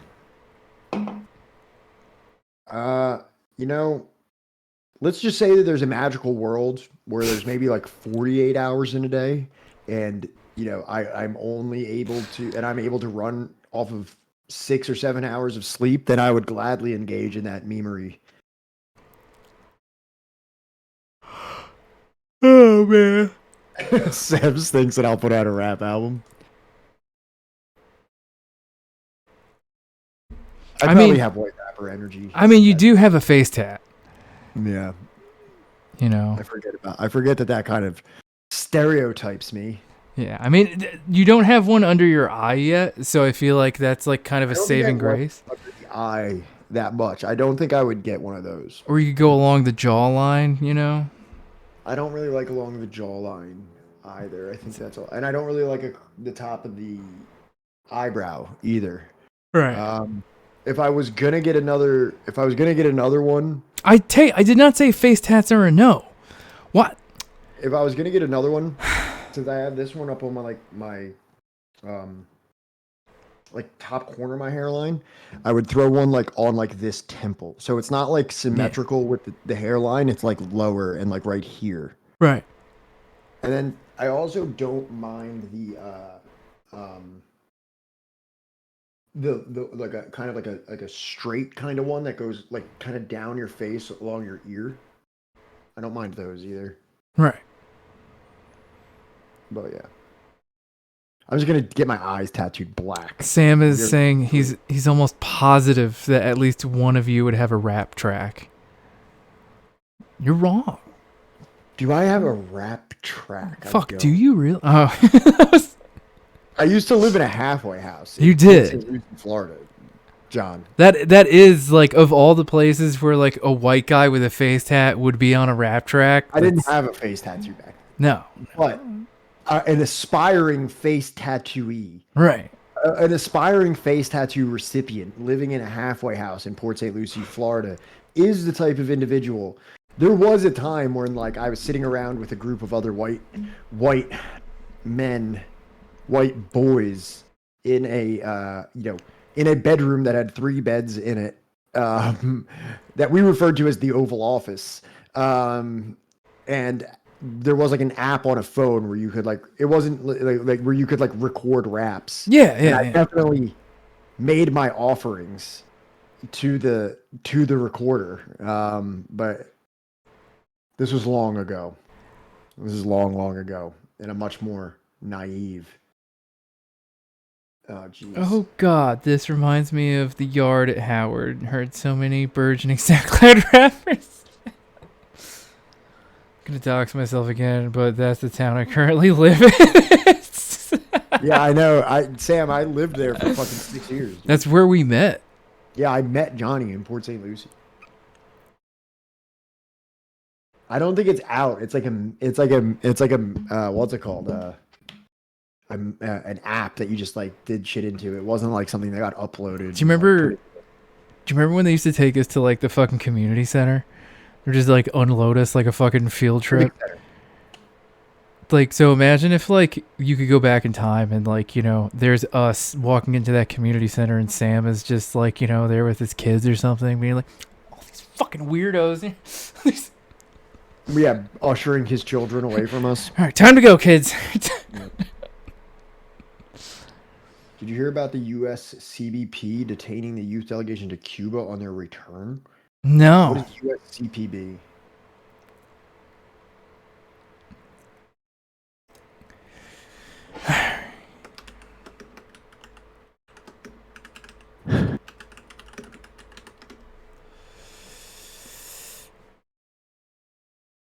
Customs and Border Patrol. There you go. Customs and Border Patrol. I'm seeing an article from February, May, and June. I don't think Than never lived in Port St. Lucie. No. He only had a brief vacation there. I, on the other hand, resided faithfully. A brief 30-day vacation.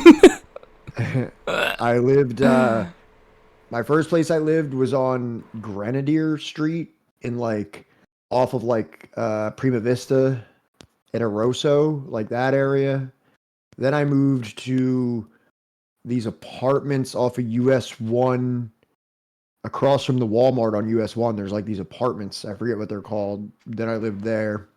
Then I moved from there onto Aroso, like right on Aroso and Prima Vista. Then I moved from there off of Port St. Lucie Boulevard. Just giving you his entire history of where he's... Then I moved off of Port St. Lucie Boulevard like down closer to like Jarvis, like close to Port St. Lucie and Jarvis. Then I moved to Gainesville. But those are all the places that I was frequenting in the hard blocks of Port St. Lucie. Sounds like Gatlin. That's right. Why did I say Jarvis? Yeah, Gatlin. No, yeah, Gatlin. Sam, you did not catch me in PSL working at a Walmart. No. Like, no. I only ever shopped at Publix when I go to Florida.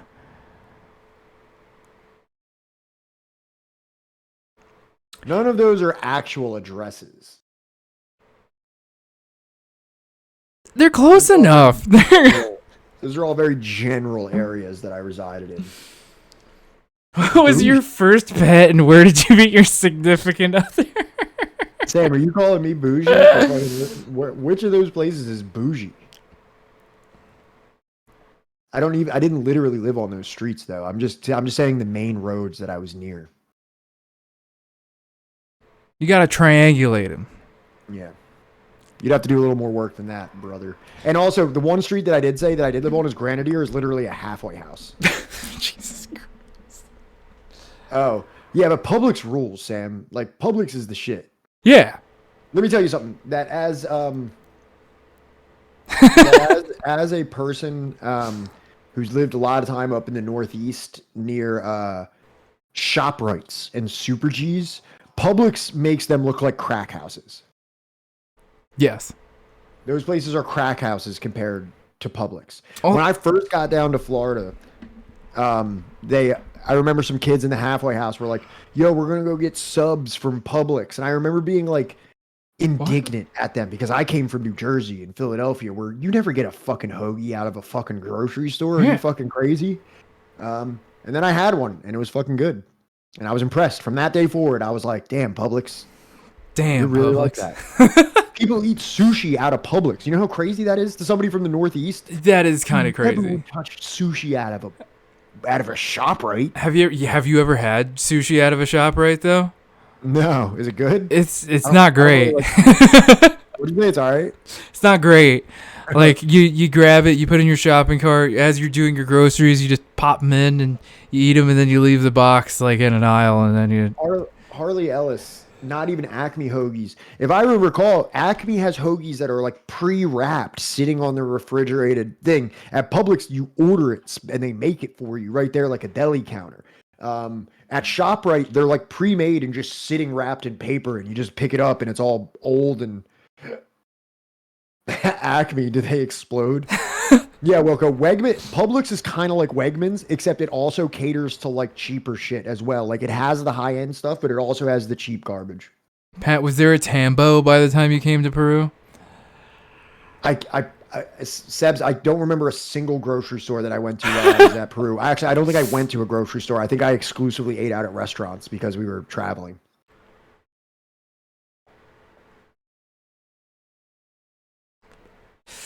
All right. I think I might just send you all to Doc Hollywood. Look at that. Sam said the sushi is on point. That's what I mean. Something about Publix, man. It's one of the more redeeming things about living in Florida is your access to a Publix.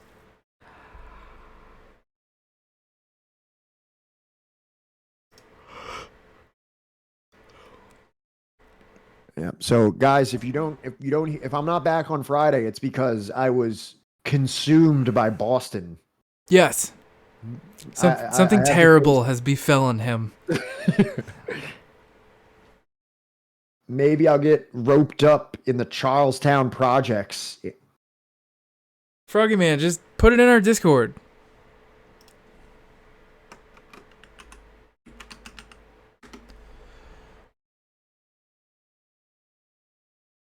I hope I can coordinate touching grass. The grass is out there if you want to touch it. DM me if you want to hang, Pat. I'll message you, dude. But just the only problem is, this is the only reason why I'm going to caution you that I might not do that. And it's nothing personal to you. It's just that I'm getting on this flight tomorrow. What time tomorrow?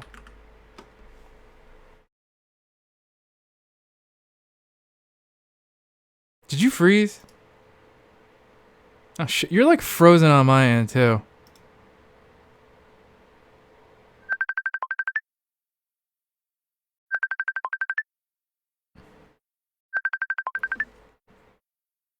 What's up? You froze. Yo. No.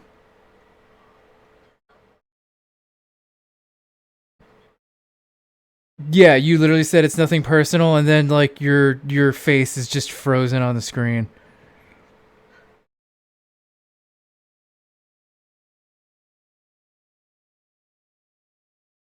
No, we're not rated out. I mean, like, I'll just hang tight. Yeah, yeah. All right. All right. He'll be back. I won't rate out yet. All right. What is this? What are you trying to show me, fucking frog man? Is this a bunch of fucking AI shit?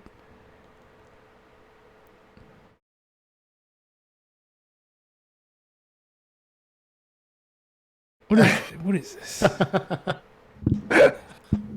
Dude, I'm still laughing because it's so funny that I was like, Dave, you know, it's nothing personal. And then my computer just shuts off and I'm like, yep, later. All right, peace. Yeah, he had his hand on the cord, like, yoink. Like, I was just like, yeah, Dave, here, I have a really good reason. It's just fucking unplug myself. I've been laughing at this. Literally, the entire time that I've been off camera, I haven't stopped laughing. That's how that happened. No, but the thing is, I'm flying tomorrow at 6 p.m. I mean, 6 a.m. And I'm landing at like 11, I think. And then me and my friend are going to this show that I assume starts at like 7. And then the very next morning, I'm flying back to Jersey. I'm flying back to Philly the next morning. So it's like I'm traveling with one of my friends that is like supremely apolitical. Like the most apolitical guy that you could imagine.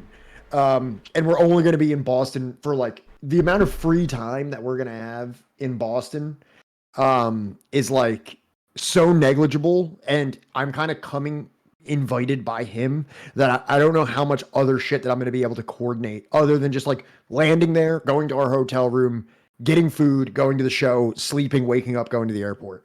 All right, what band are you going to see? Saves the Day, playing their first album. There it is, folks. No, he's not a libertarian or a reactionary. He's just like somebody that is like... Just doesn't give a shit. He runs a YouTube channel about traveling the country and riding roller coasters.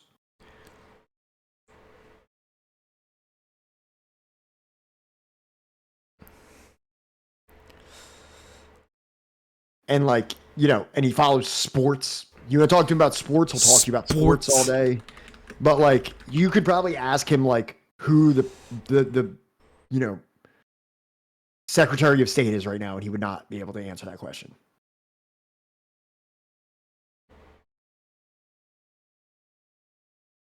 Is that a real question? I'll ask him tomorrow. What does he think about the coasters at Dollywood? I don't know. Never been. I don't want to dox him and say his YouTube channel, but he has 7,000 subscribers, which is far more than we have. God damn. His entire thing is about drinking beer at amusement parks and riding the roller coasters.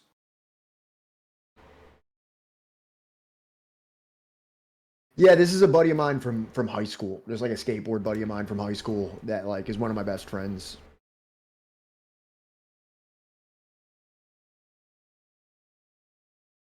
Yeah, truly carefree. Yeah, exactly. He's a laborer. He's a union laborer in Philadelphia, for one, and then he spends his free time just like going to live music shows and drinking and riding roller coasters.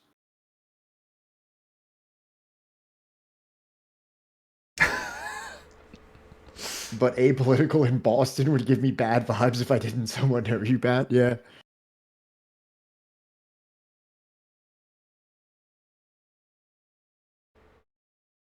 Oh god damn it! Is the Discord not letting him in? I can't fix it Also, right now. Also, there's another thing. Like my friend that I'm traveling with doesn't really even know about my political endeavors either. I don't really talk about this that often with my non-political friends. Like, I'm not really like a bleeding heart communist around non-political people, because there's times where I've become completely like politic brained, where I just can't stop talking about things and debating kind of like things, and I really have to kind of like compartmentalize that to my online activity and like not engage with people who aren't really interested in having that kind of talk, because then I become insufferable. I don't know how to do that. And that's why I'm insufferable.